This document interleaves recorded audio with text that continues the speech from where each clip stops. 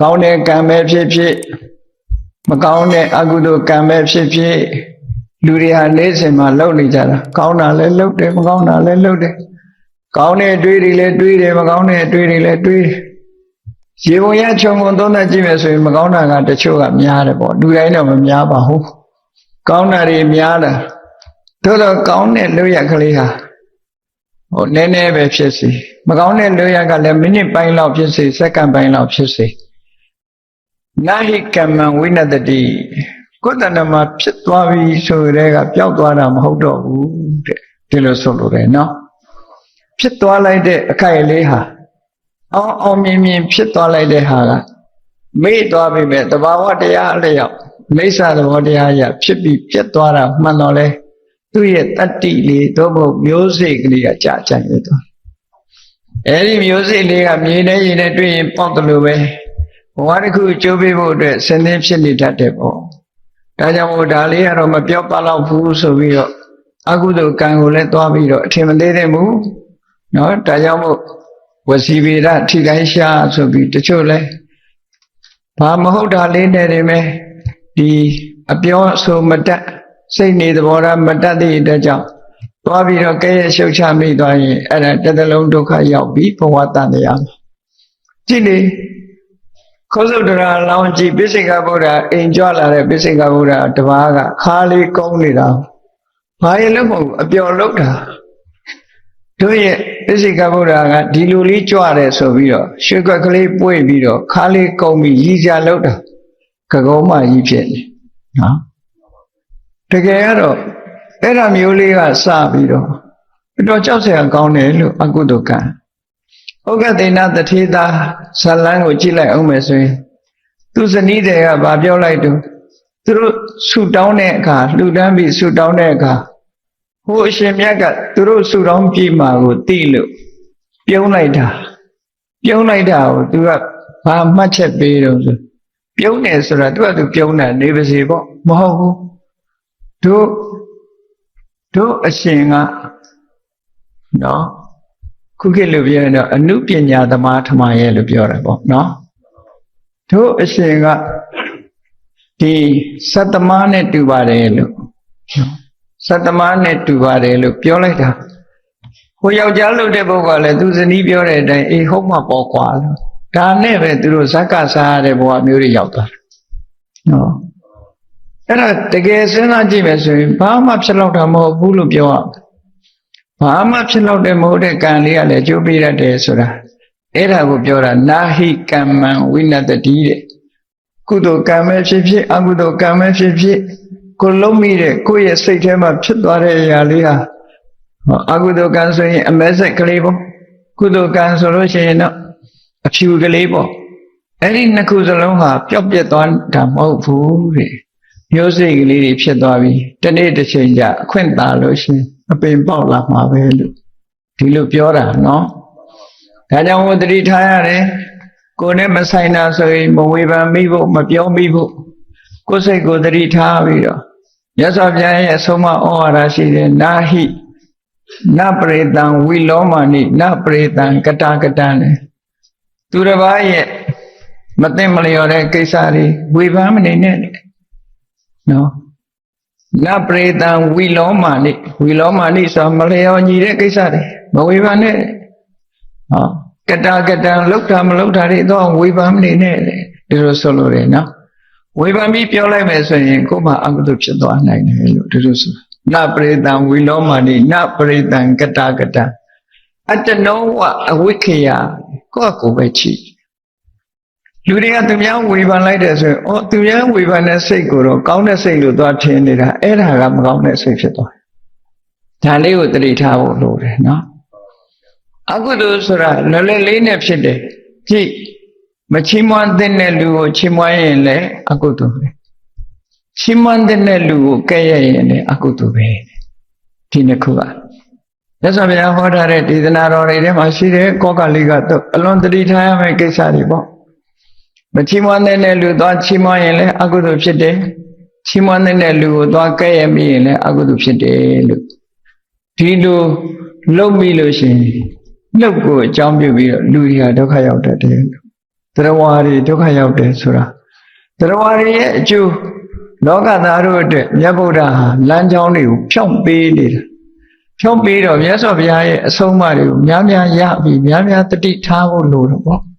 ဒါကြောင့်မို့တရားကိုများများနာရမယ်စာဘုရားစာပေတွေကိုများများဖတ်ဒီလိုဆိုတာပေါ့နော်တရားမနာရင်လည်းမသိဘူးစာပေတွေမဖတ်ရင်လည်းမသိဘူးသိဖို့လိုတယ်ပေါ့ဒါကြောင့်မို့များများသိအောင်မျက်စိကောင်းနေရင်ဖတ်ဖို့အခွင့်အရေးတွေရှိပါတယ်နော်နားကောင်းနေရင်လည်းနားထောင်ဖို့အခွင့်အရေးတွေရှိပါတယ်မျက်စိကောင်းတဲ့မျက်စိလေးကိုသွားဂိမ်းဆော့တဲ့နေရာသွားအသုံးချရင်မျက်စိမှုံမှာပဲရှိတာပဲဟောအဲ့ဒီနေရာမှာအသုံးမချပဲနဲ့အဖို့တန်တဲ့လောကရေးရာဓမ္မရေးရာစာတွေဖတ်လိုက်မယ်ဆိုရင်အများကြီးကိုယ့်အတွက်အသုံးကျတာဖြစ်မယ်ပေါ့ဘယ်ရာပဲဖြစ်ဖြစ်တွက်ချက်ပြီးတော့လုပ်တဲ့နဲ့ပေါ့အဲ့ဒါလို့မလုပ်ဘူးဆိုရင်အပျော်ကလေးတစ်ခုတည်းအတွက်အပြင်းဖြေတာလေးတစ်ခုတည်းအတွက်ဆိုရင်ဘာအကျိုးရှိဘာမှအကျိုးမရှိဘူးအပြင်းလေးပြေသွားတာကိုပဲရက်လက်လို့သတ်မှတ်လို့ရှိရင်တော့ဟုတ်လားတနေ့ကုန်ပတ်စံတပြားမှမရဘဲနဲ့ကုန်းပြီးတော့ချင်းတူးတဲ့လူလိုပဲဖြစ်မှာပဲပတ်စံတပြားမှရအောင်ဘာလို့တူးတော့အပြင်းပြေတူးနေတဲ့လူမျိုးပေါ့ပတ်စံတပြားမှလည်းမရအဲ့ဒါမျိုးလိုပဲဒီကိုလုံးတဲ့လောက်ရရဲ့အကျိုးဆက်ရစကိုသိချကြည့်ရအေးကောင်းကျိုးဆိုးကျိုးဆိုတာကိုလည်းဝေဖန်သုံးသပ်ပြီးတော့ကြည့်ရဆိုးကျိုးတွေမရအောင်သတိထားဖို့မတ္တမအရေးကြီးတယ်အဲ့ဒီအရေးကြီးတဲ့အချက်တွေကိုမြတ်စွာဘုရားသခင်ကိုရောမြတ်ကသတိထားတတ်ဖို့ခေါ်တယ်နောက်ဆုံးမှာများများဆဆမဖတ်နိုင်လို့ရှိရင်မြတ်စွာဘုရားဟောကြားတဲ့ဓမ္မပဒဆိုတဲ့ဂါထာလေးတွေရှိတယ်ဇလန်းတွေသိမဖတ်ခြင်းနေမြတ်စွာဘုရားရဲ့ဂါထာလေးတွေအတွေးခေါ်လေးတွေကိုဖတ်အတွေးခေါ်လေးတွေဖတ်ပြီးတော့ကိုယ့်ဘဝနဲ့ကိုယ်ဆက်ဟပ်ပြီးတော့ကြည့်ဇလန်းဆိုတာသင်္ကန်းစာယူဖို့အတွက်ပဲတချို့ကဇလန်းတွေကလူပဲဖြစ်တယ်ငါလည်းမဆိုင်ဘူးလို့ထင်သွားတတ်တယ်အဲ့တော့ဇလန်းကိုသာထားအတွေးခေါ်လေးတွေသတ္တနာလေးတွေကိုမြင်အောင်ကြည့်ခုနဟာဓမ္မပဒကပဲနပရိသံဝီလောမာနိနပရိသံကတာကတံသူတစ်ပါးရဲ့မလှော်ရော်တဲ့အနေထားတွေကိုသွားကြည့်နေတယ်နပရိသံကတံသူလောက်တာမလောက်တာတွေသွားမကြည့်နဲ့အတ္တနောဝအဝိခေယကိုယ့်ရဲ့မတော်မလျော်ဖြစ်နေတာလားဆိုတာသာကြည့်တယ်ကိုလောက်တာမလောက်တာကိုသာကြည့်တယ်ဒီလိုဆိုတာမြတ်စွာဘုရားဒါဆုံးမဩဝါဒပေးသူများကမကြည့်နဲ့လို့ဆိုကြည့်ရင်နောက်ကပါလိုက်လာပြောမိသွားပြီပြောမိသွားလို့ရှိရင်ကိုပြောတဲ့အတိုင်းမဟုတ်ရင်ဒုက္ခရောက်တခါတော့ကဒီမြို့တစ်မြို့မှာတော့ရကြောင်းတစ်ကြောင်းမှာယဟန်တော်နှစ်ပါးနေကြတယ်ဆိုတော့အဲ့ဒီယဟန်တော်တစ်ပါးကသူကတရားတို့တရားပြရပြီးသားယဟန်တာပုဂ္ဂိုလ်သူ့မှာဘာရှိတော့ဆိုအစာအိမ်မကောင်းတဲ့ယောဂရှိတယ်ဆွမ်းခံသွားတဲ့အခါကျတော့အချိန်စောနေလို့ရှိရင်ဒီဃာရကမတွေကဘာလောင်းတော့ဆိုယာကုပူပူလေးတွေလောင်းနော်ယာကုဆံပြုတ်ပေါ့အဲ့ဒါကိုလောင်းတာလောင်းတဲ့အခါကျတော့ပူပူကလေးမနဲ့စောစောတောက်လိုက်လို့ရှိရင်လေငြိမ်သွားအောင်လို့ဆိုပြီးတော့အဲ့ဒီကိုတော့ပူပူလေးလမ်းဘေးတနေရာမှာထိုင်ပြီးတော့ဖုံးပေးတာနောက်သူနဲ့မလမ်းမကန်းကနေလာတဲ့ဆောင်းကန်ကိုတော့မြင်တဲ့အခါကျတော့လမ်းဘေးမှာတစ်တုံးလေးပေါ်မှာနော်ဆင်ပြေသလိုဖုံးပေးနေတဲ့ကိုတော့ကိုကြည့်ပြီးဒီကိုတော့နဲ့ဗိုက်ဒီလောက်ဆာရသလားပေါ့မတော်မလျော်အကြောင်းကြမှာဖုံးပေးတာမဟုတ်ဘူးလမ်းဘေးဖုံးပေးရမလားလို့တစ်တင်အပြစ်တင်နဲ့မျက်နှာနဲ့ကြည့်သွားစိတ်ထဲရတယ်တွေးတာနော်စိတ်ထဲကတွေးပြီမဲ့လို့မျက်စိကစောင်းပြီးတော့ကြည့်သွားတာကြည့်တာနဲ့ပဲဟိုကတော်ကလည်းသိလိုက်တယ်အင်းငါ့ကိုပြစ်တင်နေတာပဲသူကတော့သူ့ရည်ရွယ်ချက်နဲ့သူလုပ်တာလေကိုသိတာမဟုတ်ဘူးသူကယောဂရှိတာဟိုကတော်သိတာလည်းမဟုတ်သို့တော့အဲ့ဒီကိုတော်ကလည်းညနဲ့ကိုတော်တော့မဟုတ်ဘူးသောတာပန်သူကလည်းကျောင်းရောက်တဲ့အခါကျတော့အဲ့ဒီနှစ်ပါးဆုံးတော့ခုနကယဟန္တာပုဂ္ဂိုလ်ကမေးတယ်ငါရှင်တရားတို့ရပြီလားဆိုသူသောတာပန်ဖြစ်တဲ့ကြောင်းအေးအဲ့ဒါဆိုလို့ရှိရင်မင်းသောတာပန်ဖြစ်နေတာလေးကိုရောသောတာပန်ဖြစ်နေတာလေးကိုပြစ်မှုကျွလွန်ထားတယ်တဲ့တတိထားပြီးတော့ပြန်စဉ်းစားလိုက်ပြီးတောင်းပန်လိုက်အောင်တဲ့ပြောသွား အဲ့ဒီကြတော့မှသူတတိယပြီနှုတ်နဲ့ပြမမိတာဟောဒီကိုရောကြီးနဲ့သာတယံကောဆိုတာမတော်မလျော်ကြီးပဲလို့ဒီလိုသွားပြီးတော့ပြစ်တင်တဲ့ဟာကြည့်ပြီးအဲ့ဒီမှာတောင်းပန်နေဆိုတဲ့အကြောင်းပါတယ်နော်အေးလောကကြီးမှာတခါတလေအပြစ်လို့မဟုတ်တော့တဲ့မထင်ရတော့တဲ့အရာကလည်းအပြစ်ဆိုဖြစ်သွားတယ်မြတ်စွာဘုရားသခင်ကိုရောမြတ်ကအဲ့လိုအသေးဖွဲလေးတွေကစပြီးလောကသားတွေတတိထားမိအောင်လောကသားတို့အတွက်ရဗုဒ္ဓနေမအားနာမနာကျူပန်းအထောက်ထားတတ်တော်55နှစ်ဝါရော20ဆိုပြီးခဲ့တတ်တော်54နှစ်ဝါရောဆိုပြီးတဲ့နောက်မှာ21ဝါမြောက်ကနေစပြီးတော့မြတ်စွာဘုရားဟာဝါတွင်အချိန်ခါကိုတော့ဖြင့်တခြားဒေသတွေမှာမနေတော့ပဲနဲ့သရင်မသုံးတော့ပဲနဲ့တာဝတိမြို့မှာပဲသရင်သုံးတော့တယ်တဲ့25ဝါရှေ့ပိုင်းဝါ20ကတော့ဟိုနာဒီနာနေရာအနှံ့ဣတိပတနကျောင်းတော်ကနေစပြီးတော့နေရာအနှံ့စေတော်မျိုးတော်တွေဆောက်လို့လူထမ်းထားတဲ့ဏိကျောရယုံကျောင်းကြီးမှာတဝါပဲဆိုတယ်အဲ့ဒါလို့အနှံ့အပြားမြတ်စွာဘုရားကြွရောက်ပြီးတော့အစဉ်ပြေသလိုသရင်သုံးတာသို့တော့သက်တော်54ပြည့်လို့ဝါတော့20ရသွားတဲ့အချိန်က20ရသွားပြီးတဲ့နောက်မှာ21ဝါမြောက်ကနေစပြီးတော့သာဝတိမြို့မှာပဲပုံမှန်ဝါတွင်ကာလမှာသတင်းသုံးတယ်သို့တော့ဝါကျွတ်တဲ့အချိန်မှာတော့ထိုးထိုးအယတ္တေသတို့ဒေသစာရီကြွတယ်ပေါ့အဲ့ဒီသာဝတိမှာမြတ်စွာဘုရားသခင်ကိုရောမြတ်21ဝါမြောက်ဇေရွန်ကျောင်းကြီးမှာစပြီးတော့ဝါဆိုတယ်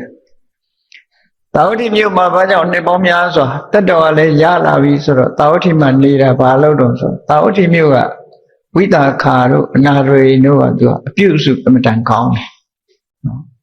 တရားတရားကအနာရေဆိုတာအလွန်ကိုတရားတရားကောင်းတယ်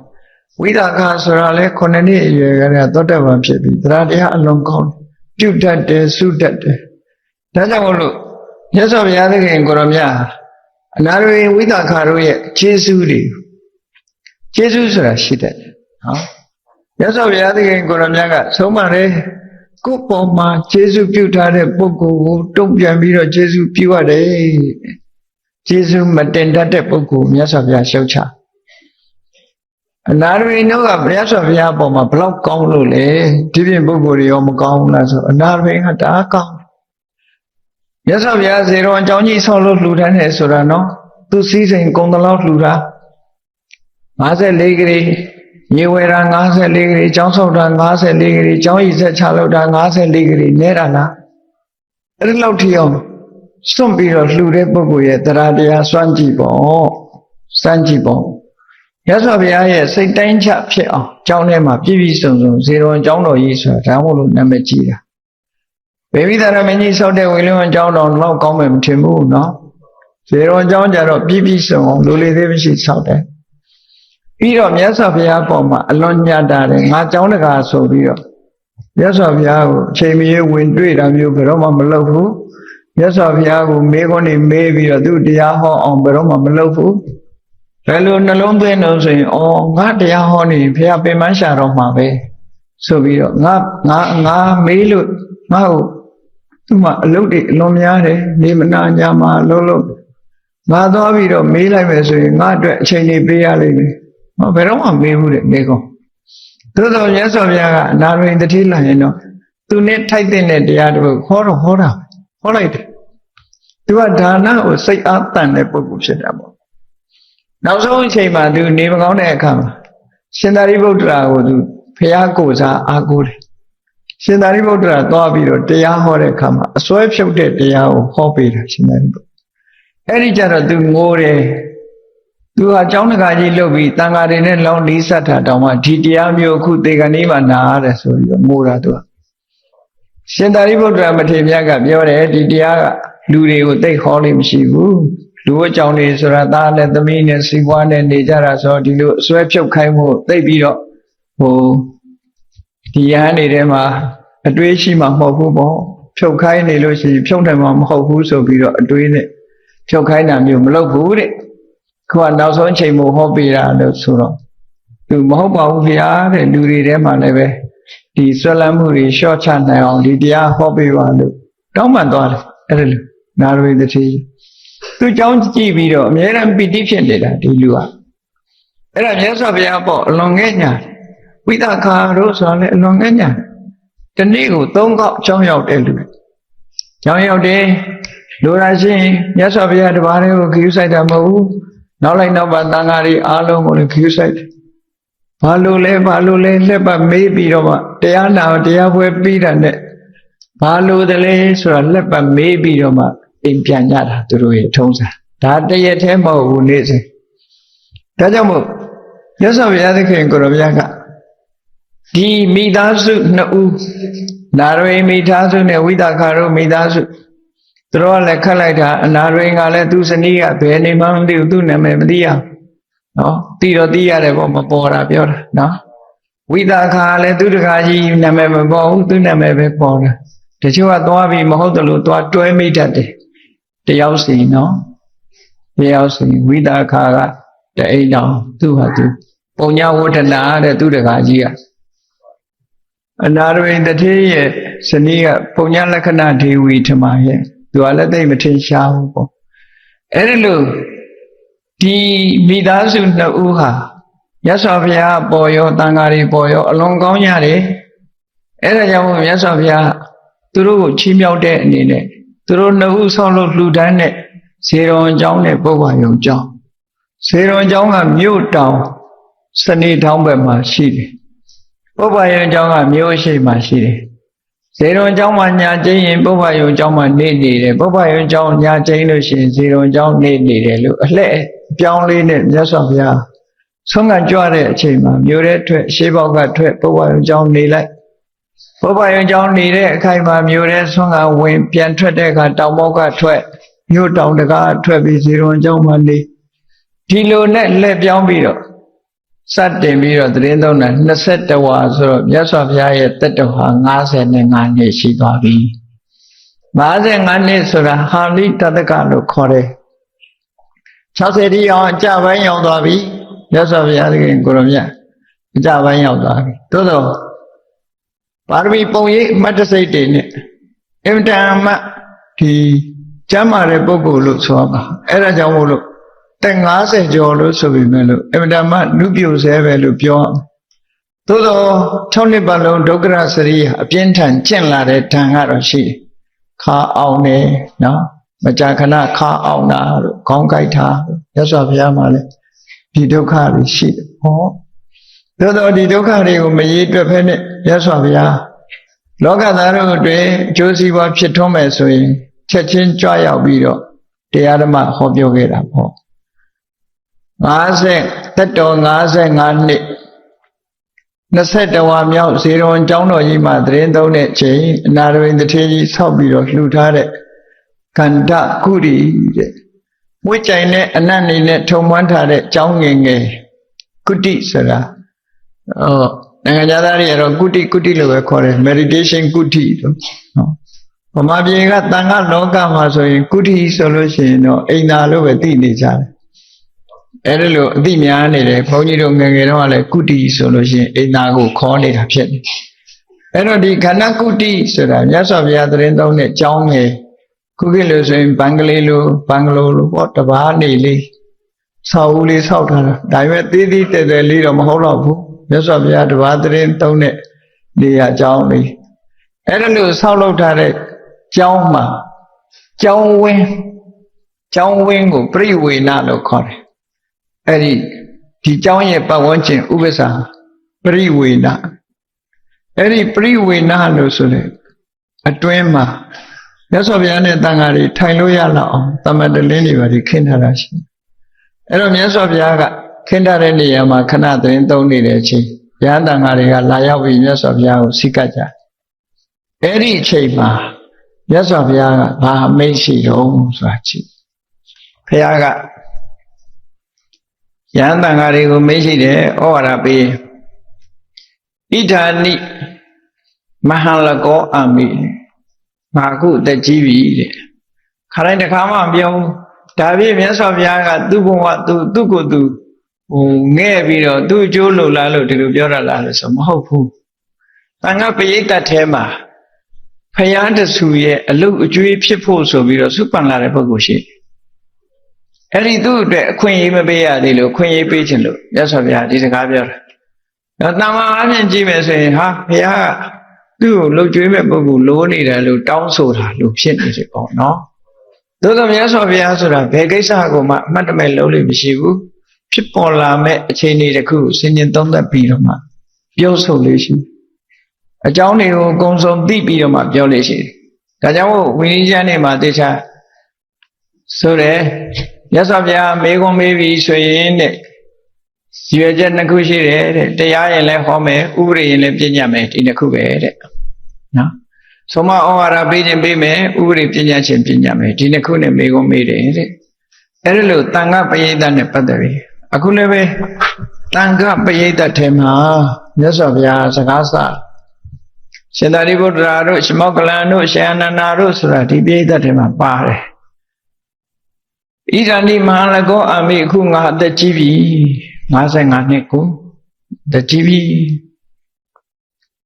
အခုခေတ်ကလူတွေကတော့မလီသက်60 80မကြီးသေးဘူးလို့ပြောတယ်သူကဘယ်သွားအတွက်တုံးဆို80 90သမားနဲ့တွက်ပြီးမကြီးသေးဘူးတဲ့ဟိုတခါကြီးတယောက်ဆိုလို့ရှိရင်သူ82နှစ်ဆိုတခါကြီး82နှစ်သက်ကြီးလာပြီဆိုတော့အောင်မယ်ခုမှ18နှစ်ရှိသေးတယ်သူက81ကိုပြောင်းပြန်ပြန်ပြီးတော့ပြောတာအဲ့ဒါလိုပဲ82တွေ့တဲ့အခါလည်းပဲ28ရှိပါသေးတယ်တဲ့ပြောဟော83နဲ့38ပဲရှိသေးတယ်လို့ပြောတယ်အဲ့ဒီနောက်သူမေးလောက်ပြီဆိုတော့သူအသက်88ကျတော့တခါရောက်လာတော့ဘုန်းကြီးကမှတ်တာကဲပြန်အောင်လေလို့ခု88ကိုကဲပြောပါအောင်လို့အသက်ဘယ်လောက်ရှိပြီနော်88ဆိုဘယ်လိုလဲဖိုးဝဟိုရင်ပေါ့ပြစ်တိုင်းတောင်ဖြစ်နေတယ်ကိုလိုလဲလိုက်လဲ88ဒီလိုလဲလိုက်လဲ88ဆိုပြုံးနေတယ်အဲ့ကြတော့ဘာပြုံးပဲဟောအဲ့လိုလူတောင်ရှိသေးတယ်တကယ်ရှိတာဒါပုံမြင်မဟုတ်ဘူး88ကျတော့ဒီဘာမှပြောနိုင်တော့ကဲပြန်အောင်လေလို့အရင်တော့81တုန်းက16နှစ်သားပဲလို့ပြောတယ်မဟုတ်လားလို့အခုကဲပြောလိုက်88ရောက်နေပြီဘယ်လိုပြောမလို့ဆိုကြီးနေတယ်ပြောလို့ဖြစ်တော့လေအဲ့တော့မြတ်စွာဘုရားကကြည်တဲ့55တဲ့ပဲမြတ်စွာဘုရားလည်း55ဆိုဟိုဘက်လဲ55ဒီဘက်လဲ55ပဲလေအဲ့တော့ဣရဏိမဟာလကောအာမိငါအခုသက်ကြီးပြီတဲ့အတွေ့အကြုံကိုမြတ်စွာဘုရားပြောပြတယ်ဧကိစေဘိက္ခုငါကိုလာပြီးတော့အနိကပြုစုတဲ့ယဟန်တွေကတချို့ကိုယ်တော်တွေကတဲ့ဣမိနာမေကေနာကိစ္ဆာမာတိဟုတ်တယ်ငါဒီလမ်းကသွားကြရအောင်ပြောရင် तू ကမဟုတ်ဘူးတဲ့ဟိုလမ်းကသွားမယ်ဆိုပြီးတော့ငါသွားချင်တဲ့လမ်းကို तू မသွားဘူးမလိုက်ဘူးတဲ့အဲ့ဒါလို့ငါစကားနားမထောင်တဲ့ကိုယ်တော်တွေရှိတယ်အေးဘေးကတော့ထင်လိုက်မယ်ဖះဆိုရင်ဖះစကားအကုန်နားထောင်ကြလိမ့်မယ်မဟုတ်ဘူးနော်ဘာမှဘူးနဲ့ကိုသားသမီးကကိုစကားနားမထောင်ရင်ဒါထုံးစံပဲလို့သာမှတ်တယ်ကိုတပည့်ကကိုစကားနားမထောင်လဲဖះတော်မှာပဲနားမထောင်တဲ့ကိုယ်တော်ရှိအဲ့ဒါလို့နှလုံးသွင်းတတ်ရဟောအဲ့ဒါလို့ပြောပြီးတခြားလမ်းကသွားတယ်တဲ့ပြီးတော့တချို့ယဟန်တွေကတဲ့မြေကြီးပေါ်သူ့တပိတ်သင်္ကန်းတွေကိုချပစ်ပြီးတော့သူသွားခြင်းနဲ့လမ်းသွားတယ်တဲ့အဲ့လောက်တော့လောက်တာနော်ဖះသင်္ကန်းတပိတ်ကိုယူလာပြီးတော့မြေကြီးပေါ်ချထားပြီးတော့အဲ့လိုသွားတာပြီးတော့တချို့ကိုယ်တော်တွေကြတော့နေပါဦးငါတစ်ပါးတည်းရှိသေးတယ်နောက်တစ်ပါးလာမှသွားပါဆိုတော့မနေနိုင်ဘူးတဲ့အရှင်ဘုရားကကိစ္စပြီးနေပြီတဲ့အရှင်ဘုရားတရားကျင့်စရာမရှိဘူးတဲ့တပည့်တော်ကအခုမှဘာမှတရားလို့မရသေးဘူးသွားရမှာပဲဆိုပြီးဒီလိုဆွသွားတဲ့ကိုယ်တော်လည်းရှိလားနော်အဲ့ဒါလို့သွားတဲ့ပုဂ္ဂိုလ်တွေရှိတယ်တဲ့အဲ့ဒါကြောင့်မို့လို့ငါအတွက်အမြဲတမ်းပြုစုလို့ကြွေးမဲ့ယဟန်တစ်ပါးလိုနေပြီတဲ့အဲ့ဒါကိုဘယ်လိုသိကြလို့ပြောလိုက်ဟုတ်တယ်လေခေါင်းဆောင်တယောက်အနေနဲ့ဒီလိုပြောမှာပဲဒါလို့အဲ့ဒါမြတ်စွာဘုရားကသူ့အတွက်ပြောတာလားလို့ဆိုမဟုတ်ဘူးလို့ဘုန်းကြီးတို့စဉ်းစားလို့ရဘာလို့လဲဆိုတော့မြတ်စွာဘုရားဆိုတာနော်ဒီသူ့ကိုရေးကိုယ်တာကိစ္စနဲ့သူများကိုဒီလိုဟာမျိုးပြောမှာမဟုတ်ဘူးဘာလို့လောကသားတို့အတွက်ကြိုးပမ်းတာတော့ပါရမီတွေဖြည့်ပြီးတော့ဘုရားရဲ့အလုပ်ကျွေးယဟန်ဖြစ် ပါရမီဖြည့်လာတဲ့ပုဂ္ဂိုလ်နေရာမပေးရသေးဘူးဖရာတဆူပွင့်နေဆိုလို့ရှိရင်ဆူတောင်းလာတဲ့ပုဂ္ဂိုလ်တွေရှိတယ်လက်ရရန်တပိအက္ခတဝကဖြစ်ဖို့လက်ဝဲရန်အက္ခတဝကဖြစ်ဖို့နော်ဒါတွေကဆူတောင်းလာဂုဏ်ဝိသေသရနဲ့ဆူတောင်းလာအဲ့ဒီမဲ့အရေးကြီးတာဥပဋ္ဌာကဆိုတဲ့လုံကျွေးရဟန်းအဲ့ဒါလည်းဆူတောင်းလာတာတာတော်ဆိုတာလည်းဆူတောင်းလာတယ်မိဘနှစ်ပါးဒါတွေအကုန်ဆူတောင်းလာတာထူးခြားတဲ့ဆူတောင်းနေတဲ့တည်းမှာအဲ့ဒီအလုံကျွေးရဟန်းဟာထူးခြားတဲ့ဆူတောင်းတဲ့မှာပါတယ်ပေါ့မြတ်စွာဘုရားတဆူပွင့်လို့ရှိရင်မတူထူးခြားတာလေးတွေကအဲ့ဒါလို့ဖော်ပြလို့ရှိတယ်ဒါကြောင့်မြတ်စွာဘုရားဥပဋ္ဌာကလို့ခေါ်တဲ့အနိကပြုစုတဲ့ယဟန်အဲ့ဒီယဟန်အတွက်ခွင့်ရေးပေးခြင်းလို့ဒီစကားကိုစတင်မိန့်ကြားတယ်လို့ဒီလိုမှတ်သားရမယ်ပေါ့ဘာလို့ဆို55နှစ်ဆိုမမချာချာကြီးပဲရှိသေးတယ်လေမမချာချာကြီးပဲရှိသေးတယ်သို့တော့ဒီအချိန်ကနေပြီးတော့ဒီယာရုခတ်ထားတဲ့သဘောမျိုးပေးတာအဲ့ဒီမှာဒီနေရာမှာဥပဋ္ဌာကလို့ဆိုတာအလုကျွေးယဟန်လို့ဘာသာပြန်ကြတယ်ဥပဆိုတာအနိကပ်ပြီးတော့ထာကယတ္တိသူအနိမှာတာဝန်ယူပြီးတော့ပြုစုတယ်ဘာတွေတာဝန်ယူပြီးတော့ဘုရားကိုပြုစုရတော့ဆိုလို့ရှိရင်ကြည့်သွားတယ်ခရီးသွားတယ်ဆိုဘုရားရဲ့သပိတ်သင်္ကန်းတွေပြင်ပေးတယ်ခောက်ပေးတယ်သိမ့်ပေးတယ်နောက်ကနေယူပြီးတော့လိုက်တယ်ပေါ့ဒီလိုပေါ့နော်အဲ့ဒီလိုရေချိုးမယ်ဆိုလို့ရှိရင်ရေနွေးရေအေးစီစဉ်ပေးတယ်မနဲ့မျက်နှာသိဖို့ဆိုရင်မျက်နှာသိရေတို့တပူတို့ဒါတွေအစဉ်သင့်ထားပေးတယ်ပေါ့တပူဆိုတာခုခေတ်ကတော့သွားလိုက်တန်နေနဲ့သွားလိုက်ခြေတွေနဲ့လွယ်တယ်လေရှေးခေတ်ကတော့အဲ့လိုမဟုတ်ဘူးတပူက3မျိုးလောက်ရတယ်3မျိုးဆိုတာအထူရဲ့အပါရဲ့အလတ်စားရဲ့အိန္ဒိယနိုင်ငံမှာတော့ခုချိန်ထိသုံးနေတော့မဲ့တမာရိုးတွေကိုဖြတ်ထားပြီးတော့ကားဂိတ်တွေတို့မိရထားတွေတို့ဆိုပြီးတော့ဒန္တပောနာဆိုပြီးလိုက်ရောင်းနေတာဒန္တပူနဲ့ရောင်းတာရှိတယ်ကလားတွေပါနော်သွားတိုက်တာအဲ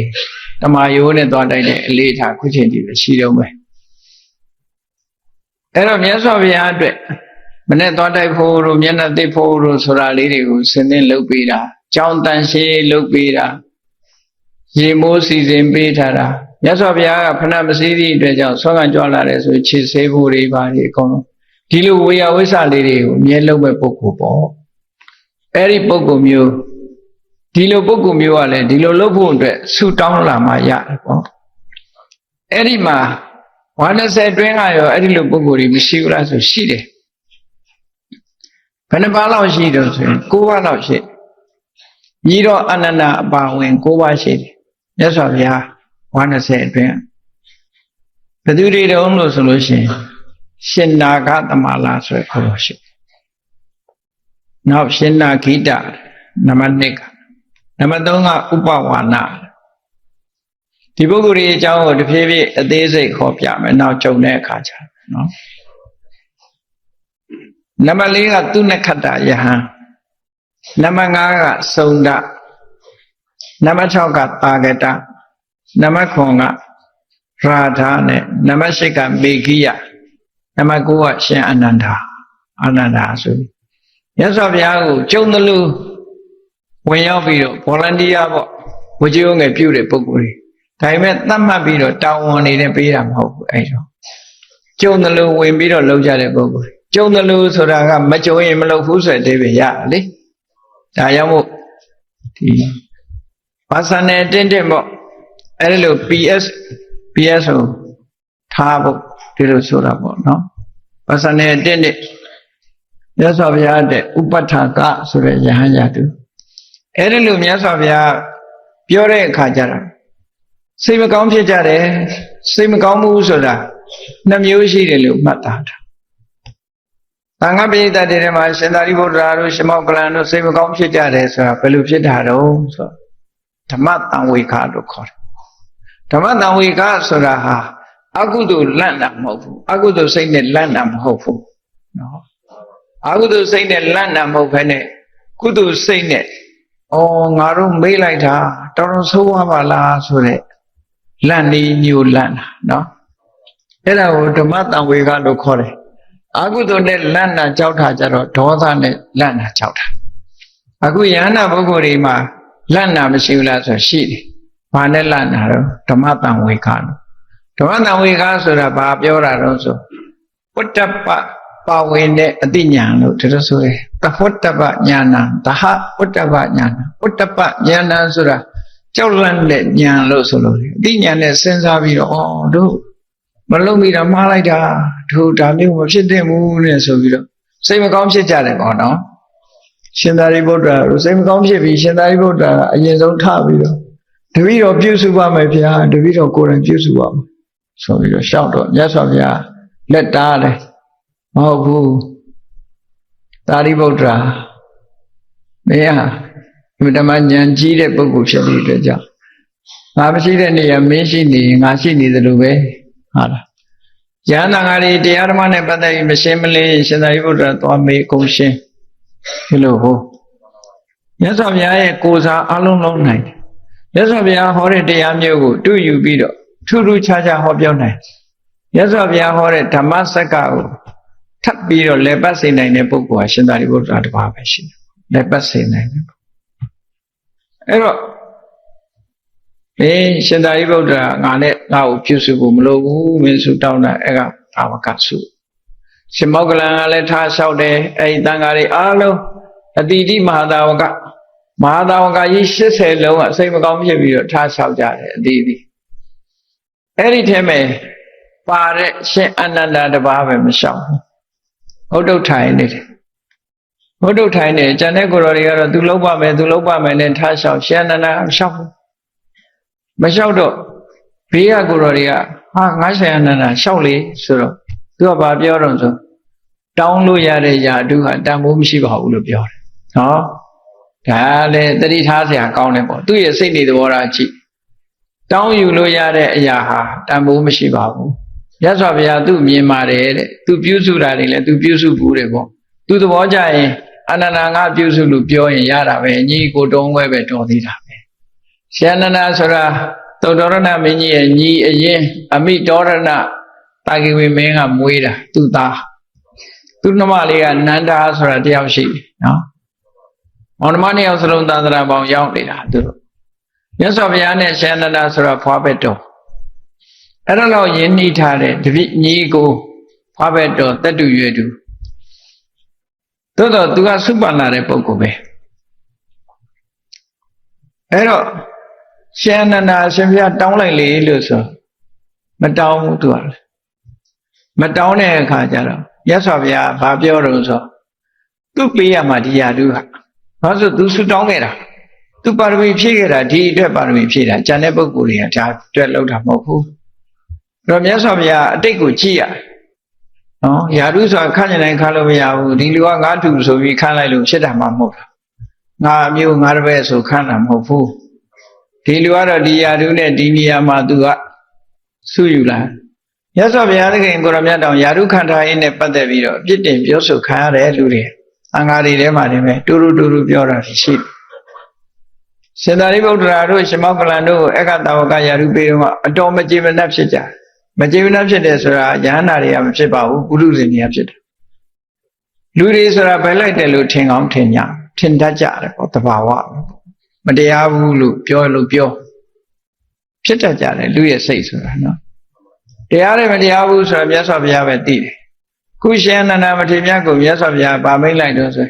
အေးအနန္ဒာသူများတိုက်တွန်းစရာမလိုပါဘူးသူကသူသိပါတယ်လို့ဒီစကားလေးပဲပြောလိုက်တာအဲလိုပြောလိုက်တာနဲ့ရှင်အနန္ဒာကမြတ်စွာဘုရားကိုလျှောက်တယ်တပည့်တော်ပြုစုပါမယ်တဲ့နော်မြတ်စွာဘုရားကိုပြုစုပါဒါပေမဲ့လို့သူတောင်းဆိုချက်ရှင်မျိုးတော့သူကြွတင်ပြီးတော့တောင်းမရစေတောင်းဆိုချက်ရှင်မျိုးအဲ့ဒါကိုဆုရှိပါလို့ဆိုတော့ဒီပြင်ဆုတွေလို့ထင်းနေမစုံလို့တောင်းဆိုမှု၈ချက်သူတောင်းဆိုတာဘာလို့တော့ဆိုရင်တောင်းဆိုတဲ့အခါမှာသူမလို့ချင်တာမလုပ်ချင်တဲ့အချက်ပေါ့တောင်းဆိုတဲ့ထဲမှာသူကဘာတွေတောင်းဆိုမလို့ချင်တာ၄ခုနဲ့လိုချင်တာ၄ခုအဲ့၄ခုပဲသူတောင်းဆိုမှုပါနော်သူမလို့ချင်တာတွေကိုလည်းသူတောင်းဆိုတယ်မလုပ်ပြရစေနဲ့လို့တောင်းဆိုတယ်နော်အဲ့တော့ဘာလို့ဆိုအခွင့်အရေးယူတာမျိုးသူမလုပ်ဘူး အခွင့်အရေးယူခြင်းကိုသူမလုပ်ချင်ဘူးလောကလူတွေကအခွင့်အရေးမရခင်ကပဲယူခြင်းနေတာလေအဲ့တော့ရှင်အာနန္ဒာရဲ့စိတ်ဓာတ်ကသူကအခွင့်အရေးယူတာမျိုးမလုပ်ချင်လို့အဲ့ဒါနဲ့ပတ်သက်ပြီးတော့သူ့အခွင့်အရေးမပေးဖို့တောင်းဆိုတာဘာတွေအခွင့်အရေးမပေးဖို့တောင်းဆိုတော့ဆိုမြတ်စွာဘုရားကိုတရားဓမ္မတွေကကြီးညိုလို့လှူလိုက်တဲ့သင်္ကန်းသူ့ဘယ်တော့မှမပေးပါနဲ့အဲ့တဲ့နော်မြတ်စွာဘုရားကိုကြီးညိုလို့တထေးကြွယ်တွေကနေပြီးလောင်းလိုက်တဲ့ဆွမ်းသူ့ဘယ်တော့မှမကြွေးပါနဲ့ဟောဒါဒီအခွင့်အရေးတွေကိုသူလုံးဝမလုပ်ချင်ဘူးမြတ်စွာဘုရားနဲ့သတင်းသုံးတဲ့မြတ်စွာဘုရားနဲ့သတင်းသုံးတဲ့ခန္ဓာကုရိတိုက်ထဲမှာသူအခန့်သားဘယ်တော့မှမနေပါရစေနဲ့မြတ်စွာဘုရားနဲ့တဆောင်နဲ့တချောင်းနဲ့ဘယ်တော့မှမနေခွင့်မပေးပါနဲ့ဒါတစ်ခုနောက်နံပါတ် 4ကျတော့မြတ်စွာဘုရားကိုပင့်တဲ့အပင့်အဖိတ်တွေမှာသူ့ကိုဘယ်တော့မှခေါ်မသွားပါနဲ့ဒီ 4ခုဟာဒါပယ်စု 4ခုလို့သုံးကြတယ်ပေါ့နော်တောင်းဆိုမှု 4ခုထဲမှာသူ့အတွက်ဒီမလို့ချင်တာဒီအခွင့်အရေးပေးတာမျိုးကိုမလုပ်ပါနဲ့လို့မြတ်စွာဘုရားကိုအရင်တောင်းဆိုတယ်ဘာဖြစ်လို့အရှင်အနန္ဒာကဒီလိုတောင်းဆိုတာတော့လို့ဆိုလို့ရှိရင်ဘေးကလူဆိုတာအပြစ်မြင်မှုသိလွယ်တာလေလူဆိုတာအပြစ်ဆိုတာသိပြောတတ်တာပဲဘယ်သူဖြစ်ပြောတာပါပဲဒါကတော့လူလောကမှာအပြစ်ပြောတာတွေလိုက်ကြည့်မနေနဲ့အပြစ်ဆိုတာပြောမှာကြည့်ပဲအကောင်လုံးနော်တချို့ပိုးပြီးတော့ကတ်တတ်ပြောတတ်သေးတယ်တချို့လူတွေချာအပြစ်ကိုတစ်ခွာပြောတတ်သေးတယ်နော်သူများအပြစ်ကိုလေဒါကြောင့်ပြောကြတယ်ကိုမျက်ချီတော့ကိုမမြင်ဘူးသူများမျက်ချီကြတော့အတုံးလိုက်မြင်တယ်ဆိုတာအဲ့တော့လူဆိုတာသူများကိုအမြဲတမ်းကြည့်ပြီးတော့အပြစ်ပြောလို့ရှိတဲ့အကျင့်ကြီးဝါသနာရက်ရှိနေတာအဲ့ဒီအပြစ်ပြောတာတွေကိုကိုရှောင်နိုင်မှရှင်နန္ဒာလျှောက်တယ်အကယ်၍တဲ့မြတ်စွာဘုရားပေးတဲ့သင်္ကန်းတပည့်တော်ဝတ်မယ်မြတ်စွာဘုရားကြွေးတဲ့ဆွမ်းစားနေမယ်မြတ်စွာဘုရားကြောင်းထဲမှာအတူတကွအခမ်းအနားကြီးနေမယ်ဘုရားကြောင်းဆိုသူများကြောင်းနဲ့ကောင်းမှာဟုတ်အဲ့ဒီထဲမှာနေမယ်ဘုရားကပင့်နေဘယ်နေရာဖြစ်ဖြစ်အာနန္ဒာတို့လိုက်ရတယ်ပေါ့ဒီလိုဆိုလို့ရှိရင်ဘေးကလူတွေကပြောကြလိမ့်မယ်တဲ့ဘေးကိုယ်တော်တွေကအာနန္ဒာဘုရားလှုပ်ကြွေးတာလှုပ်ကြွေးမှာပေါ့ကွာဟုတ်လားသင်္ကန်းလည်းကောင်းကောင်းဝဲရဆွမ်းလည်းကောင်းကောင်းစားဘုရားလူတာတွေသူကြည့်ပဲလို့ပြောမှာပဲဒါသိကြတယ်နော်ခုခေတ်လည်းမပြောဘူးလားဆိုပြောမှာပဲဒါနော်ဘုရားရတာတွေကုန်သူကြည့်ပဲဘုရားပင့်တယ်ဆိုသူပါနေရတာပဲအမြဲတမ်းဟောမလိုက်ရတဲ့ကိုတော့ပြောမှာပဲလေဒါထုံးစံအဲ့ဒါတွေအပြောမခံနိုင်ဘူးတဲ့ဒါကြောင့်မို့လို့ဒီအချက် 4 ချက်ကိုတော့သူ့ကိုခွင့်မပေးပါနဲ့ဒါကိုသဘောတူလို့ရှိရင်သူလှုပ်ကြွေးပါမယ်မြတ်စွာဘုရားသဘောတူလိုက်တယ်ဟောနောက်တစ်ခုလိုချင်တာကိုလည်းသူတောင်းတယ်သူလိုချင်တာဘာလဲဆိုရင်သူတောင်းတဲ့ဟာကလိုချင်တာကိုတော့အာယာစနလို့ခေါ်တယ်ခုနကတော့မလိုချင်တာကိုပယ်မြစ်တာကိုပဋိခေပလို့ခေါ်တယ်လိုချင်တာဘာတောင်းလို့ဆိုလို့ရှိရင်တဏှာယာကတရားဓမ္မတွေကနေပြီးတော့အရှင်အာနန္ဒာမြတ်စွာဘုရားကပင့်ပြီးတော့တပည့်တော်တို့အိမ်ကြွပါသို့မဟုတ်ဘယ်မြို့ပဲရွာအရှင်ဘုရားတို့လမ်းကြုံလို့ကြွပါဆိုရှင်အာနန္ဒာကလက်ခံခဲ့တယ်လက်ခံတဲ့အခါဘုရားကိုပင့်မရဘူးဆိုရင်သူရှက်ကွဲမယ်လေအဲ့ဒါမျိုးကိုသူကနံပါတ် 1အနေနဲ့တပည့်တော်လက်ခံခဲ့လို့ရှိရင်မြတ်စွာဘုရားတပည့်တော်ကိုလိုက်လျောတဲ့အနေနဲ့တပည့်တော်ပင့်လက်စီကြွပေးရမယ်ဒါတစ်ခုနော်ဒါလည်းတရားပါလေတရားတယ်နော်တရားတယ်သူရှင်အနန္ဒာလက်ခံထားတာကိုမြတ်စွာဘုရားလိုက်လျောရမယ်တစ်ခုနောက်ခရီးဝဲကနေပြီးတော့ဧည့်သည်တွေအဝေးကြီးကနေတိုင်းတစ်ပါးတွေကနေနယ်တစ်ပါးတွေကနေနယ်တခြားတွေကနေလာပြီးတော့မြတ်စွာဘုရားကိုလာပြီးတော့ဖူးတွေ့ကြတယ်ဆိုတာအဲ့ဒါလို့ဖူးတွေ့တဲ့ပုဂ္ဂိုလ်တွေကိုရှင်အနန္ဒာတပည့်တော်တို့ဘုရားကိုတွေ့ခြင်းလို့ပါဆိုရင်ချက်ချင်းတွေ့ခွင့်သူဟာတောင်းဆိုနိုင်ခွင့်ရှိရမယ်ဘုရားကိုချက်ချင်းလိုက်ပြီးတော့တွေ့အောင်လုပ်ပေးနိုင်ဒီလိုဆိုလားအခွင့်အရေးနော်ဒီအခွင့်အရေးလေးကိုတပည့်တော်ပေးပါတဲ့ဆိုမြတ်စွာဘုရားပေးနောက်တစ်ခါတပည့်တော်မှာတဲ့ယင်ထဲကမရှင်းတဲ့အချက်လက်တွေရှင်းအချိန်မရွေးမြတ်စွာဘုရားကိုမေးခွင့်ပေးပါဒါတစ်ခုနောက်ဆုံးတစ်ခုကတော့ဘာလို့ဆိုရင် ရှင်ဘုရားတပည့်တော်မပါတဲ့နေရာဒီမှာဟောခဲ့တဲ့တရားတွေမှန်သမျှတပည့်တော်ပြန်ပြီးတော့ပြောပါရီထိုးပေါ့နော်ရီထိုးလို့ပါပြန်ပြီးတော့ဟောပြပါဒီလိုဒါဖြင့်ဒါတွေဘာလို့ပြောတာတုံးလို့တောင်းဆိုရတော့ဆိုရင်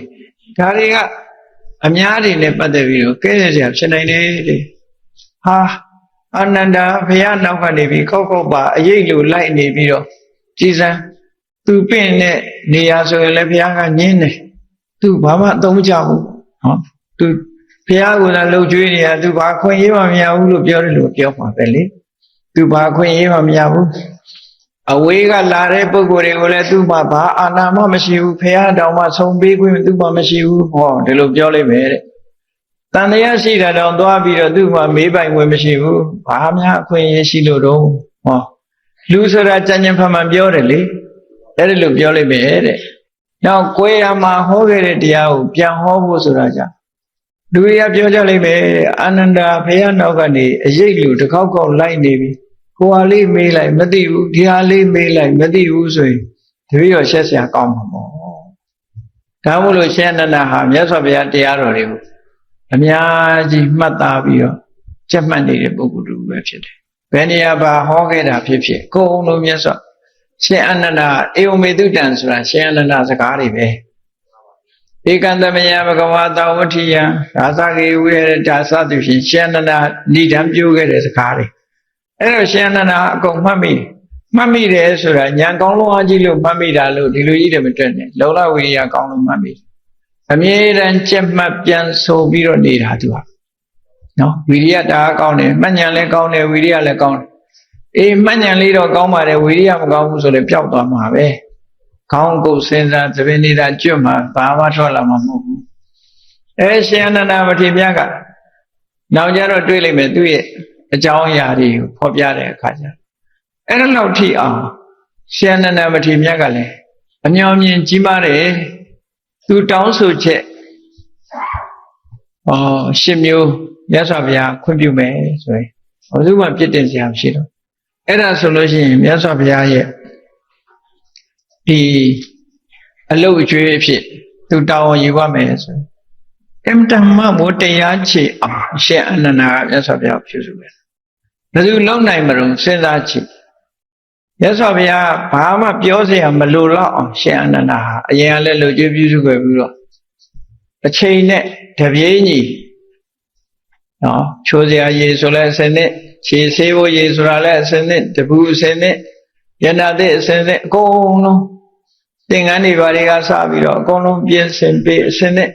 မြတ်စွာဘုရားရဲ့အရေးကဲလဲလွန်သိတခါတလေမြတ်စွာဘုရားကနှုတ်ကထွက်ပြီးတော့ပြောတာမဟုတ်ဘူးအရေးကဲတွေပြ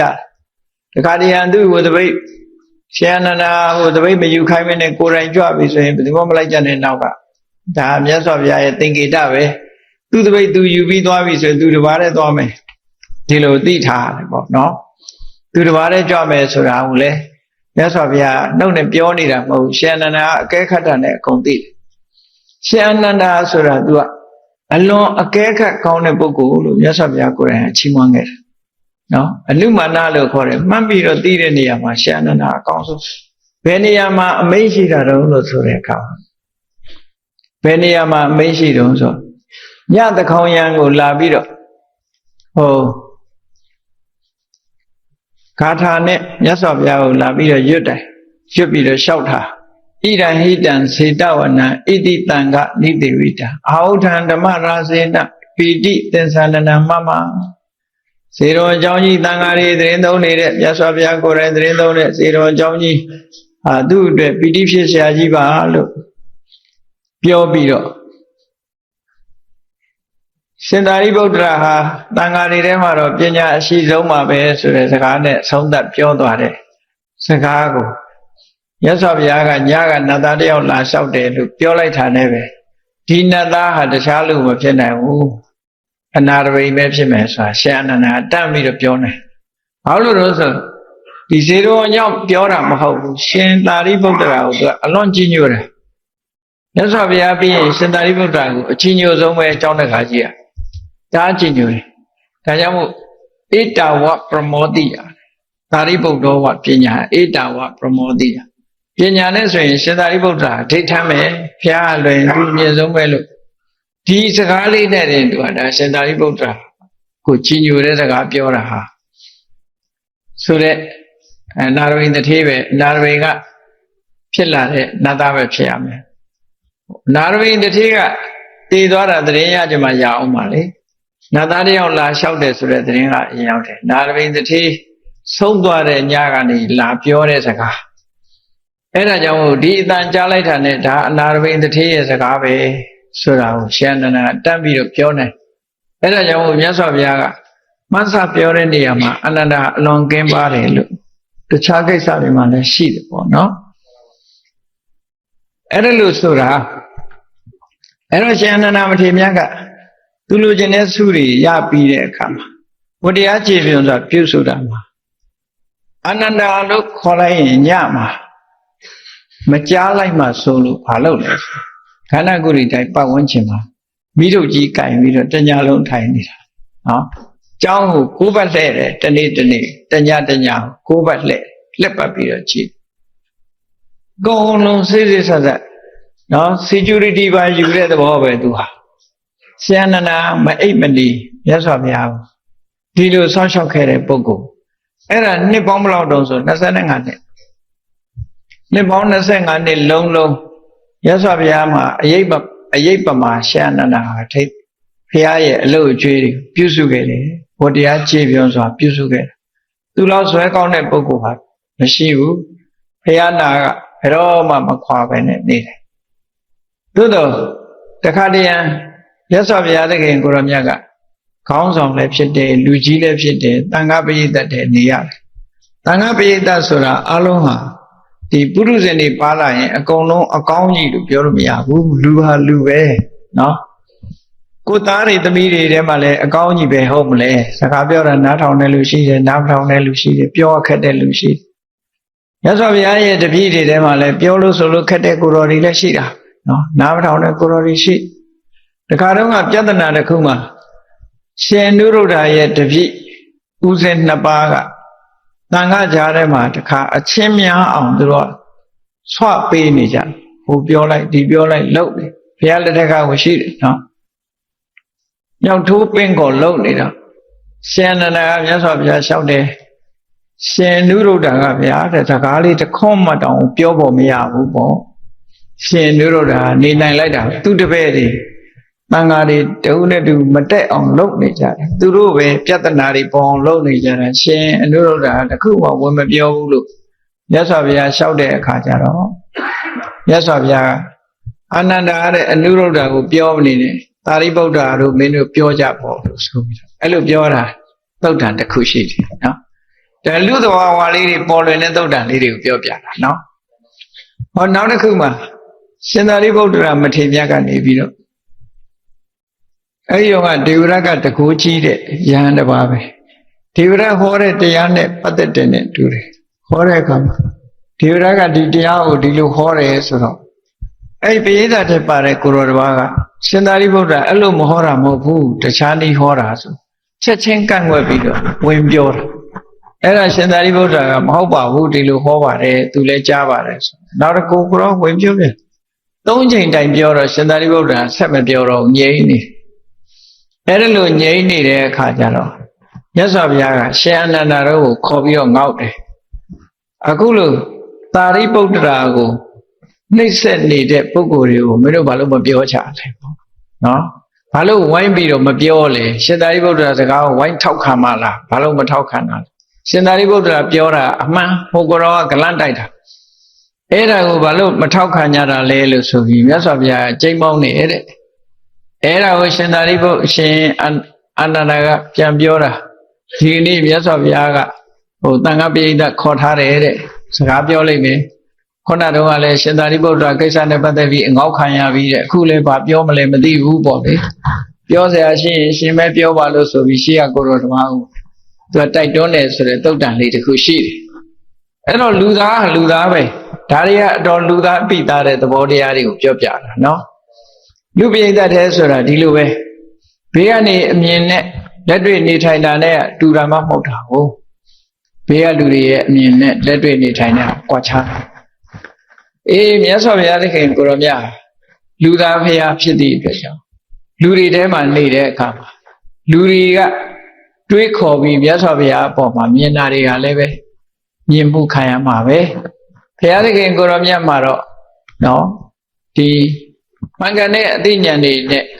လွှမ်းမိုးပြီးတော့ထားသည့်အတွက်ကြောင့်စိတ်ဓာတ်ကြံ့ခိုင်မှုကပြေဝရတရားဥတရားမြတ်တွေလွှမ်းခြုံထားသည့်အတွက်ကြောင့်မှားယွင်းတယ်ဆိုတာတော့မရှိဘူးသို့တော်လူသားတွေနဲ့နေသည့်အတွက်လူသားတွေနဲ့ဆက်ဆံနေရသည့်အတွက်ကြောင့်လူတွေးတဲ့ပုဂ္ဂိုလ်တွေရဲ့ပြဿနာအရေးတွေကတော့ဘုရားကိုယ်တော်မြတ်လည်းကြုံတွေ့မှာပဲဒါသိကြတယ်ပေါ့ပြောစရာရှိတာတွေပြောရတယ်ဆိုစရာရှိတာတွေဆိုရတယ်ခေါင်းဆောင်ပြီးနော်ငဲ့ပြီးတော့မနေဘူးရှောင်လဲပြီးတော့မနေဘူးတခါတော့ကရှင်သာရိပုတ္တရာရှင်မောက္ကလန်တို့ဥဆောင်တဲ့တန်ဃာတွေမြတ်စွာဘုရားစီလာကြတယ်လာရင်ကနေပြီးတော့တပိတ်သင်္ကန်းတွေသိရင်ကြောင်းရှိတဲ့ကိုယ်တော်ကြီးနဲ့စကားပြောတဲ့အခါကျဲလောင်ဖြစ်သွားအတန်လေးနည်းနည်းဆူတော့မြတ်စွာဘုရားကဏ္ဍကုရိတိုက်ထဲကထွက်လာပြီးတော့အာနန္ဒာဆူးနေကြတာဘယ်သူတွေလဲဘာသာနေလဲမြတ်စွာဘုရားအမြဲတမ်းမေးလို့ရှိတယ်ဆူတာလုံးဝမကြိုက်ဘူးနော်ဆူတာလုံးဝမကြိုက်ဘူးမကြိုက်တော့မြတ်စွာဘုရားပြောတဲ့စကားလုံးလေးကဘာလို့ဆိုကေဝတ္တမင်းကြီးမစ္ဆဝီလောပေငါလူဖမ်းနေတဲ့တဏှာတွေကြနေတာပဲလို့ဒီစကားကိုအမြဲတမ်းသုံးတယ်ငါလူဖမ်းနေကြတဲ့တဏှာတွေလိုပဲတနည်းအားဖြင့်ပြောမယ်ဆိုရင်တဏှာတွေကဈေးထဲမှာငစိမ့်တွေရန်တွေ့နေတယ်လို့ပဲဆိုတဲ့အဓိပ္ပာယ်မျိုးပြောတာနော်အဲဒီလိုပြောပြီးတော့ရှင်သာရိပုတ္တရာရဲ့တပည့်တွေဗျာတဲ့ဒီကကိုတော်တွေနဲ့စကားပြောရင်းကနေအတန်ထွက်သွားတယ်ဆိုအဲ့ဒါဆိုရင်အဲ့ဒီယဟန်တွေငါစီလာဖို့မလိုဘူးအလုံးပြန်ကြကနင်းနေဆိုပြီးတော့ခိုင်းလိုက်တာရှင်သာရိပုတ္တရာတို့သွားလျှောက်တော့ရှင်သာရိပုတ္တရာတို့လည်းအသာလေးကုတ်ပြီးတော့သပိတ်သင်္ကန်းတွေပြန်လွယ်ပြန်ထွက်သွားအဲ့ဒါဟာစာတုမသုတ်တံဆိုတာရှိတယ်နော်အမှန်တမ်းကြီးညိုစရာကောင်းတဲ့သုတ်တံတွေကိုသိချဖတ်လို့ရှိရင်အဲ့ဒါလိုမြတ်စွာဘုရားနှင်ထုတ်လိုက်တဲ့အခါကျတော့သဟဝတိပြမကြီးကဆင်းလာပြီးတော့တောင်းပန်တယ်တာကွေမင်းသားတွေကမြင်တဲ့အခါမြတ်စွာဘုရားလာတောင်းပန်ကြတယ်ဘာဖြစ်လို့လဲဆိုအဲ့ဒီတန်ဃာတွေထဲမှာခုဘသာသနာပေါင်းဝင်လာတဲ့တထာနုသေးတဲ့ပညာနုသေးတဲ့ပုဂ္ဂိုလ်တွေပါတယ်ပေါ့စိတ်တွေပဲထိခိုက်ပြီးပြောင်းလဲတော့မှဆိုရတယ်ပေါ့နောက်ပိုင်းတော့မြတ်စွာဘုရားကသူတို့ပြန်မခေါ်ခိုင်းဘူးသို့တော့မြတ်စွာဘုရားကစိတ်ဓာတ်နဲ့ညွတ်ပြီးတော့ရှင်သာရိပုတ္တရာရှင်မောက္ကလန်တို့ကိုသိစေတဲ့အခါမှာရှင်သာရိပုတ္တရာရှင်မောက္ကလန်တို့ကဘုရားကျေနပ်ပြီဆိုပြီးတော့တပည့်တွေခေါ်ပြီးတော့ဘုရားကြောင်ပြန်သွားကြတယ်အဲ့ဒီအခါကျတော့တိတ်လို့ငြိမ်းတာနော်ဟိတ်စိတ်အဲ့ဒါကြောင့်မလို့မြတ်စွာဘုရားရဲ့တပိတာဝကဖြစ်တဲ့လူတွေဟာဆူညံမှုဆိုတာကိုရှောင်ကျဉ်ရမယ်တခါတော့ကဘုန်းကြီးတို့တရားပွဲမှာဆူညံနေလို့တခါပြောလိုက်တာရှိတယ်ဘုရားဘာသာဖြစ်ပြီးဘုရားစကားနားမထောင်တာတော့ဗမာတွေပဲလို့နော်ဘာလို့ဆူညံလုံးဝမသိဘူးလို့အတန်ချက်ဆက်ကြီးတွေအော်ဖွင့်ဗမာပြည်မှာအဆူဆုံးပဲလို့အတန်တွေကအဆူဆုံးကဘာမှာလိုက်ကြည့်လိုက်မယ်ဆိုရင်တော့ကလပြည်နဲ့ဗမာပြည်ဟာအဆူဆုံးပဲတခြားနိုင်ငံတွေမှာတိတ်ဆိတ်နေတာပဲတကယ်တော့ကြည့်အမေရိကန်တို့ဆိုဘုန်းကြီးအမေရိကန်တစ်နှစ်နေဦးတယ်အနာနာအိမ်တွေကဘာသာမှမချရဘူးလူမရှိရလားအောင်မယ်ရှိတယ်ဘယ်တော့မှအတန်ချက်ဆက်အော်ဖွင့်တာမရှိဘူးတချင်းအော်ဖွင့်တာမရှိဘူးတချင်းဖွင့်ရင်ကိုယ့်လက်ချက်ကလေးနဲ့နားထောင်နေကြလူတော်ရှိတယ်မထင်ရဘူးတကားပိတ်ပြီးတော့တိတ်ဆိတ်ငြိမ်သက်မှုကဘယ်တရားကမ္မထမ်းထိုင်လို့ရတဲ့အနေအထားမျိုးရှိတယ်အမေရိကန်မှာဆိုကြားတဲ့အတန်လေးကဘာတော့ဆိုကားဟွန်းတာမကြားရဘူး emergency ambulance ကားတန်ပဲကြားတယ်တခြားဘာမှမကြားဘူးငြိမ်းတာအဲ့ဒါလေးတခုပဲကြားတယ်စူပါမားကတ်တွေဝင်သွားလိုက်ရင်လည်းငြိမ်းနေကြတာပဲကိုလို့ဗမာတွေတော့မသွားလိုက်နဲ့စူးညံနေကြတာပဲတို့ဗမာလူမျိုးတွေဟာမြတ်စွာဘုရားရဲ့အဆုံးအမဗုဒ္ဓဘာသာဝင်တွေကဘုရားရဲ့ဆုံးမတော်ကိုမလိုက်နိုင်ကြပါလားလို့တခါတော့ကတရားဟောတဲ့ထဲမှာတခါထည့်ဟောတာတရားဟောတဲ့ထဲထည့်ဟောတာကိုအဲ့ဒီတရားကြတော့အပြည့်စုံမလွှင့်ဘဲနဲ့ဖြတ်ပြီးတော့လွှင့်သွားတယ်နောက်တော့လည်းအပြည့်စုံလွှင့်နေတယ်ပထမလွှင့်တာဖြတ်ပြီးတော့အဲ့ဒါဘာကြောင့်ပြောရတာတုံးဆိုမြတ်စွာဘုရားရဲ့ဂုဏ်တွေထဲမှာပါတယ်အပ္ပတ္တကာမအပ္ပတ္တဝိနိတာတဲ့မြတ်စွာဘုရားအတန်တိုးတိတ်တာကိုနှစ်သက်တယ်တိုးတိတ်မှုကိုလိုလားတယ်တိတ်ဆိတ်ငြိမ်သက်မှုဓမ္မလိုလားတယ်ကျမ်းမာရေးနဲ့ကြည့်မယ်ဆိုလို့ရှိရင်အတန်တိတ်ဆိတ်ငြိမ်သက်မှုဟာအသိဉာဏ်ကိုဖွံ့ဖြိုးစေတယ်ကျမ်းမာမှုကိုပိုရစေတယ်ဆိုတာအားလုံးက ဒီစာပေတွေဖတ်ဖူးတဲ့ပုဂ္ဂိုလ်တွေနားလဲကြလိမ့်ဒီနားထဲမှာအတန်တွေဆူညံပြီးတော့ရိုက်ခတ်နေခြင်းဟာကျမကြီးကိုထိခိုက်စေတယ်ပေါ့လူတွေမှလည်းထိခိုက်စေတယ်အဲ့ဒါကြောင့်မလို့တိတ်ဆိတ်ငြိမ်သက်တာဟာအလွန်ကောင်းတယ်နော်တန်ချဲဆက်ကြီးတွေအော်ဖွင့်တာဘုန်းကြီးတို့ဘယ်တော့မှဒါကြီးတွေရက်ခိုင်းမှမလဲလို့ပဲဆုတောင်းရုံပဲဆုတောင်းနိုင်ပါတယ်ကောင်းတာလုံးလို့ဆိုးတာလုံးလို့တန်ချဲဆက်ကြီးတွေအော်ဖွင့်နေတာတော့ဒီအိန္ဒိယနိုင်ငံကအတူယူထားတာလားတော့မသိဘူးတခြားနိုင်ငံတွေမှာတော့တဲမရှိဘူးအဲ့ဒါနော်အိန္ဒိယနိုင်ငံမှာလည်းဒုရခပူဇာဆိုနားခွဲမသာအောင်ပြီးတော့အိန္ဒိယရောက်တယ်အဲ့တော့တိတ်ဆိတ်ငြိမ်သက်မှုမျက်နှိုးချပြီးတော့ဘုရားပွဲအကြောင်းပွဲအစတိတ်ဆိတ်ငြိမ်သက်စွာအလေးနဲ့ဆောင်ရွက်နိုင်ကြရင်တော့အလွန်ကောင်းတယ်လို့မြတ်စွာဘုရားသခင်ကိုရောမြတ်ရဲ့လက်ထက်တော်ခါကာလတော့55နှစ်တက်တော်ရွယ်ရှိတယ်မြတ်စွာဘုရားသခင်ကိုရောမြတ်ဟာငါသက်ကြီးပြီငါ့ကိုထာဝရပြုစုမဲ့ပုဂ္ဂိုလ်လိုအပ်တယ်လို့ရှင်အာနန္ဒာကိုစောင်းခဲ့ပြီးတော့ပြောတဲ့စကားအဲ့ဒီနေ့ကနေစပြီးတော့အလုံးသဘောတူရှင်အာနန္ဒာမထေရမြတ်ကသူကိုယ်တိုင်မြတ်စွာဘုရားထံတယောက်ထားတောင်းပန်ပြီးတော့ဥပထာကဆိုတဲ့အလုပ်အကျွေးယာဓုကိုစတင်လက်ခံခဲ့တာဖြစ်ပါတယ်ဘဝမှာတန်တရားခရီးသွားအမှတ်လုပ်ပြီးတဲ့ပုဂ္ဂိုလ်တွေဟာယန္နာဖြစ်တဲ့မောဟတောင်မှပဲဒုက္ခနဲ့ကြုံတွေ့ရတယ်ဆိုတာသင်္ကန်းစာယူစရာပဲဖြစ်တယ်ပေါ့မနုဿနာနဲ့လုံးဿနာခွဲခြားကြည့်ပြီးလူတွေဟာအပေါင်းအသင်းကြောင့်ဖြစ်စေပတ်ဝန်းကျင်အနေထားကြောင့်ဖြစ်စေမနုဿနာတစ်ခုကြီးမားတဲ့အမှားတစ်ခုကျွလွန်မြည်ပြီဆိုရင်ထိုအမှားရဲ့ပြစ်ဒဏ်ကိုခံကြရစမြဲပဲဖြစ်တယ်မျက်မှောက်ခေတ်ကာလမှာလည်းပဲမနုဿနဲ့အလုပ်ကိုလုံးလို့ထောင်တန်းကြတဲ့ပုဂ္ဂိုလ်တွေအများကြီးရှိတာမလုံးတဲ့အလုပ်တစ်ခုလုံးပြီးပြီဆိုရင်ဆိုင်ရာအပြစ်ဒဏ်ဆိုတာခံရတာတန်တရားခရီးသွားတဲ့အခါမှာဘဝမှာမိမိရဲ့အသိပညာမလုံလောက်မှုကြောင့်တော့၎င်းပတ်ဝန်းကျင်ရဲ့အပေါင်းအသင်းတို့ရဲ့သစ္စာဖြာရောက်မှုကြောင့်၎င်းလူတွေဟာအမှားတစ်ခုကျွလွန်မိတတ်ကြတယ်လူဖြစ်လာတဲ့အခါမှာကောင်းမှုမကောင်းမှုဆိုတဲ့အလုပ်တွေကိုလုပ်ပြီးကောင်းမှုကုသိုလ်လုပ်ခဲ့တဲ့ပုဂ္ဂိုလ်တွေဟာဘဝမှာအစင်မြေချောမွေ့ပြီးမကောင်းမှုဆိုတာကိုလုပ်မိတဲ့ပုဂ္ဂိုလ်တွေဟာထိုမကောင်းမှုရဲ့ဒဏ်ကိုချိန်မိတ်ပြီးတော့ခံစားကြရတယ်အခုအမတ်တရားစကားကိုပြောတဲ့ပုဂ္ဂိုလ်ဟာလူလောကမှာနှိမ့်ချဆုံးဘဝကိုရောက်ရှိသွားတာမပြစ်မှားတတ်တဲ့ပုဂ္ဂိုလ်ကိုပြစ်မှားမိသည့်အတွက်ကြောင့်ယန္နာဖြစ်မဲ့ဘဝတောင်လူလောကရှုထောင့်ကနေကြည့်ရင်အနေဆုံးပုဂ္ဂိုလ်ဖြစ်ကိုရောက်ရှိသွားတယ်သို့သောသူ့ရဲ့ပါရမီကုသိုလ်လို့ပြောရမှာဖြစ်တယ်မြတ်စွာဘုရားကတဘဝလုံးကိုခြုံငုံပြီးတော့ဆုံးမထားတဲ့ကံကြမ္မာရဲ့အကြောင်းလေးကိုမတန်းနိုင်ယူကြည့်မယ်ဆိုရင်ဘယ်နှမတတိထားတိုင်းတယ်ကိုယ့်ဘဝကိုတတိထားကြရမှာဖြစ်တယ်ဥဘောပုံညင်စပပင်စယမစ္စောကုရုတေဣဒလူဘဝရောက်လာတဲ့လူတယောက်ဟာတဲ့အကောင်းရောအဆိုးရောနှစ်မျိုးလုံးကိုလုပ်ပြီးတတ်တယ်ဒါလူတိုင်းအတွက်ကောင်းတာလည်းလုပ်မိတယ်မကောင်းတာလည်းလုပ်မိတယ်မကောင်းတာကိုပပကောင်းတာကိုပုံညာလို့ဒီလိုခေါ်တာဘာကြောင့်ပပလို့ခေါ်တယ်လဲဆိုရင်ဆင်းရဲဒုက္ခဘက်ကိုတွန်းပို့တတ်သောကြောင့်ပပဘာကြောင့်ပုံညာလို့ခေါ်တယ်လဲဆိုရင်လောကမှာလူတကာလေးစားရမယ့်အနေအထားမျိုးကိုရောက်ရှိစေတတ်လို့ပုံညာလို့ခေါ်တယ်ဒီသဘာဝတရားနှစ်ခုဟာလူသားတွေရဲ့ယင်ထဲမှာဖြစ်ပေါ်လာတတ်တယ်ရှင်ထဲမှာဖြစ်သွားတဲ့ကုသိုလ်အကုသိုလ်ဟာဥပမာနားလည်အောင်ပြောရလို့ရှိရင် ပုံရိပ်ထဲမှာကင်မရာထဲမှာ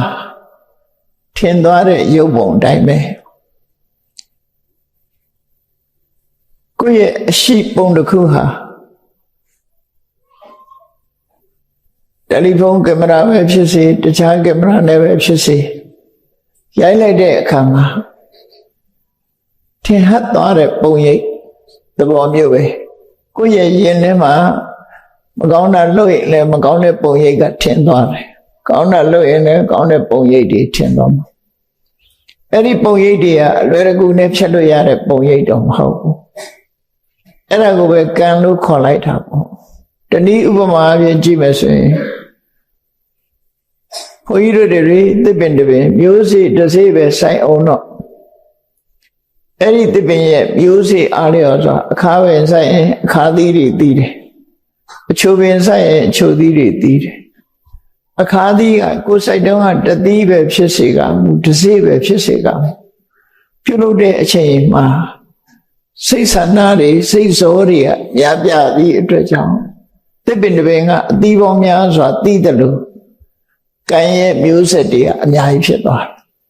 ကိုလို့တာတစ်ချိန်လုပ်ပေမဲ့ခံရရင်အများကြီးခံရတတ်တယ်အဲ့ဒီတိုင်းပဲကိုလို့တာတစ်ခုတည်းပဲဖြစ်တော့လဲကောင်းတဲ့အရာကြတော့အများကြီးခံစားရပြန်တယ်ပေါ့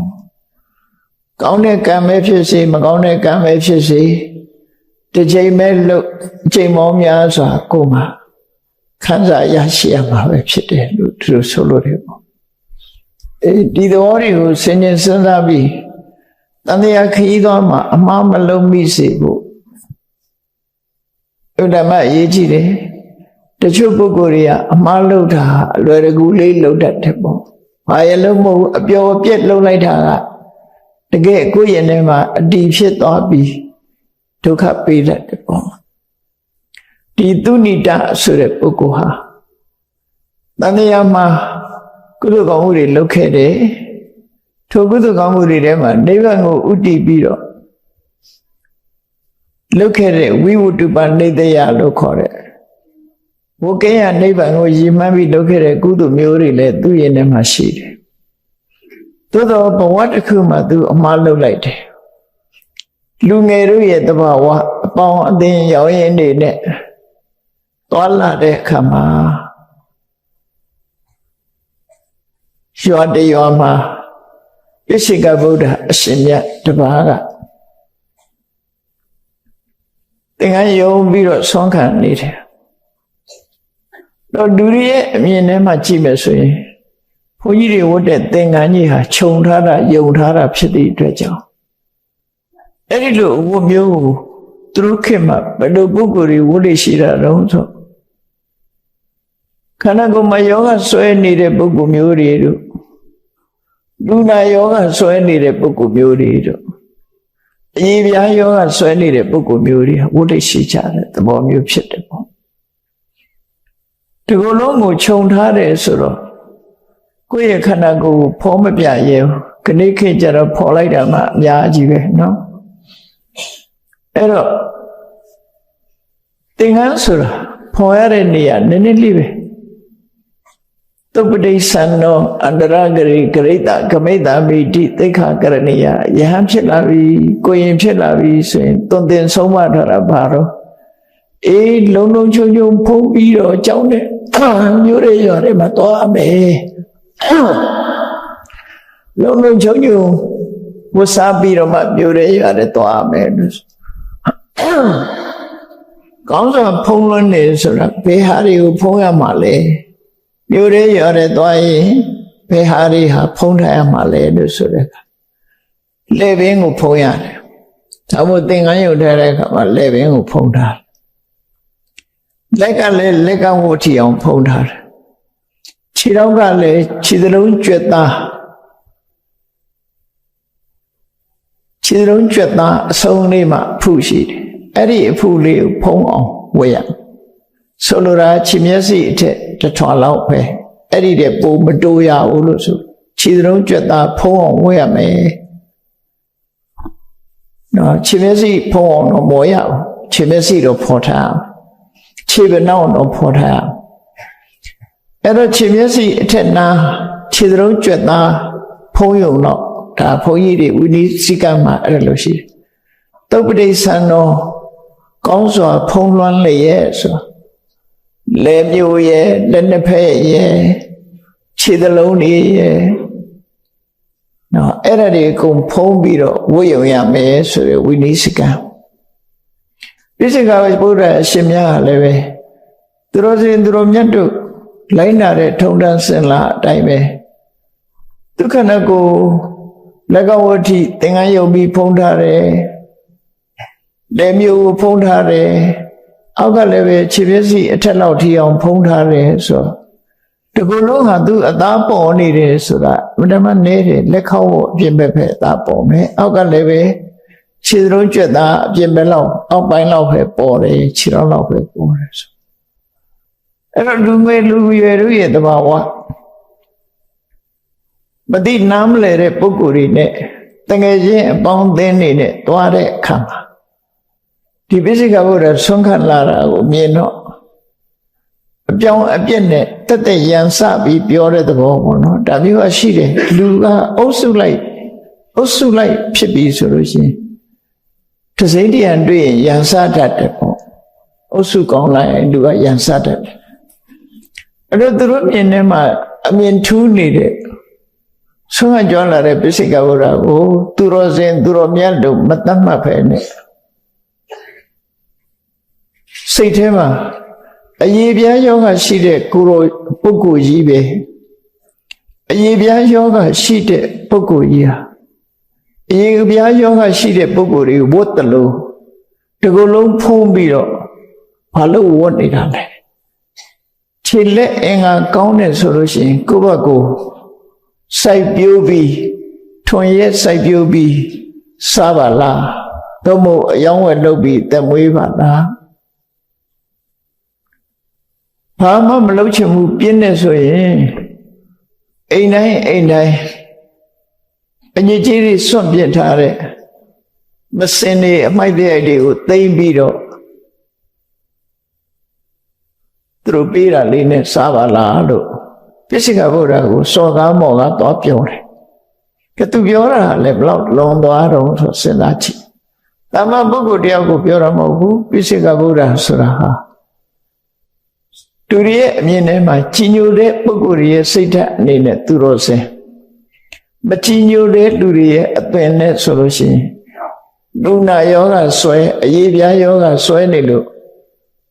တကူလုံးခြုံပြီးဖုံးထားတဲ့ပုဂ္ဂိုလ်အဖြစ်မြင်ရတယ်မြင်တဲ့အခါမှာစော်ကားမိကြတယ်အပျော်ပြက်ဝင်ရောက်ပြီးစော်ကားပြီးပြောအဲ့တော့ဗာနဲ့တူတော့ဆိုလို့ရှိရင်တမန်ပုဂ္ဂိုလ်စော်ကားလို့ရှိရင်အပြစ်ဖြစ်နိုင်တော့လည်းပဲ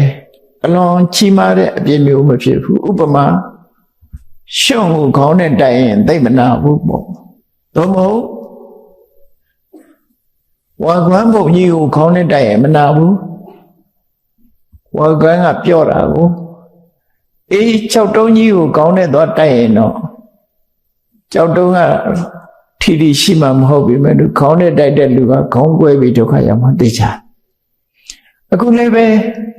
တကယ်ကိုသူတော်စင်သူတော်မြတ်ပုဂ္ဂိုလ်ကြီးကိုသွားပြီးတော့ပြစ်မှားတယ်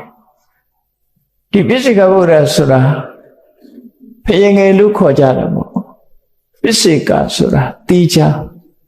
ဗုဒ္ဓဆိုတာတီးသူဘယ်သူမှဆရာတင်တာမဟုတ်ဘူးကိုယ်ပိုင်အတိနဲ့သစ္စာလေးပါးကိုကိုယ်ပိုင်အမြင်နဲ့သစ္စာလေးပါးကိုသိတဲ့ပုဂ္ဂိုလ်မျိုးပိစိကဗုဒ္ဓလို့ခေါ်တယ် particular ဗုဒ္ဓဖယင်ငယ်လို့ခေါ်ကြတယ်။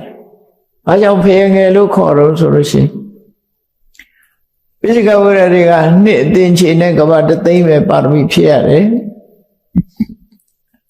သမတမုဒ္ဒဖရာကြတော့၄အသင်္ချေနဲ့နေဆုံး၄အသင်္ချေနဲ့ကဘာတသိမ့်ပါရမီဖြည့်ရတယ်။ပိစိကဗုဒ္ဓတွေဟာတခြားအသိဉာဏ်တွေရတော့လေတပ္ပိညုတဉာဏ်ဆိုတာမရဘူးတပ္ပိညုတဉာဏ်မရှိဘူးသူတို့မှာဒီပြင်သိဉာဏ်တွေရှိတော့လေတပ္ပိညုတဉာဏ်မရှိဘူးပြီးတဲ့အခါမှာဟောပြောမှုမှာစွန့်ရည်ထက်မြက်တဲ့ အိန္ဒရိယပရောပရိယတိအာတယနုတယဆိုတဲ့ဉာဏ်မျိုးဒေသနာဉာဏ်မျိုးလည်းပဲသူတဏ္ဍာမရှိဘူးမရှိတဲ့အခါမှာလူတယောက်ကိုကျွတ်တန်းဝင်သွားအောင်ဟောနိုင်စွမ်းတော့မရှိဘူးတရားတော့ပြနိုင်တယ်သို့တော့သူတို့သိတာပဲသူတို့ပြောမယ်လူတယောက်ကိုရှင်းတဲ့နှလုံးထဲမှာထိသွားအောင်ပြောနိုင်စွမ်းမရှိကြဘူးတဲ့သမထဗုဒ္ဓမြတ်စွာဘုရားကြတော့အတယနုတယဉာဏ်ဣန္ဒရိယပရောပရိယတိဉာဏ်အတယနုတယဆိုတာဒီလူရဲ့ဇယိုက်ဝါဒနာတွေအကျင့်တွေရှင်ထဲမှာရှိတာတွေအကုန်လုံးသိနိုင်တဲ့ဉာဏ်ဣန္ဒရိယပရောပရိယတိဆိုတာခံယူနိုင်စွမ်းရှိတဲ့တတ္တဝိရိယတတိသမารိပညာဆိုတဲ့ဣန္ဒြေတွေရှင်းချက်ပြီလားသို့မဟုတ်မရင်ချက်သေးဘူးလားဆိုတာခွဲခြားသိနိုင်မရင်သေးပဲတော့တရားဟောလို့ရှိရင်တရားသည့်အစိမ်းကိုအုပ်တယ်လို့မပြောသည့်အစိမ်းခူးပြီးတော့အုပ်တယ်လို့မမဲ့ပဲနဲ့ပုတ်သွားနိုင်ရှင်းချက်လာပြီဆိုတဲ့အခါမှာတရားဓမ္မကိုခံယူနိုင်တာဖြစ်တယ်ပေါ့အေးရှင်းချက်မှုမရင်ချက်မှုတတ္တဝိရိယတတိတမာတိပညာလို့ဆိုတဲ့ဣန္ဒြေတွေရင့်ချက်မှုရှိမရှိသိတာကိုဣန္ဒြိယပရောပရိယတိဉာဏ်လို့ခေါ်တယ်အဲ့ဒီဉာဏ်နှမျိုးကိုဗုဒ္ဓစက္ခု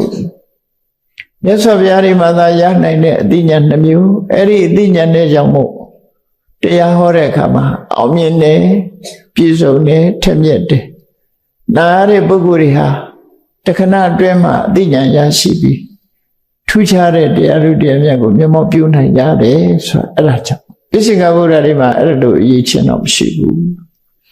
သို့တော်ရင်ထဲကကိလေသာတွေအလုံးကုန်ဆုံးပြီးပိစိကဗောဓိဉာဏ်လို့ခေါ်တဲ့ကိုယ်တိုင်သိနိုင်တဲ့စွမ်းရည်တတ္တိအသိဉာဏ်မျိုးတော့ရှိတယ်ဘယ်သူစီပါတပြည့်ခံစရာမလိုပဲနဲ့ကိုယ်ပိုင်ချိုးရဉာဏ်ကိုယ်ပိုင်လမ်းစဉ်နဲ့ဖျားဖြစ်သူရောက်တဲ့ပုဂ္ဂိုလ်တွေကိုပိစိကဗုဒ္ဓလို့ခေါ်တယ်နော်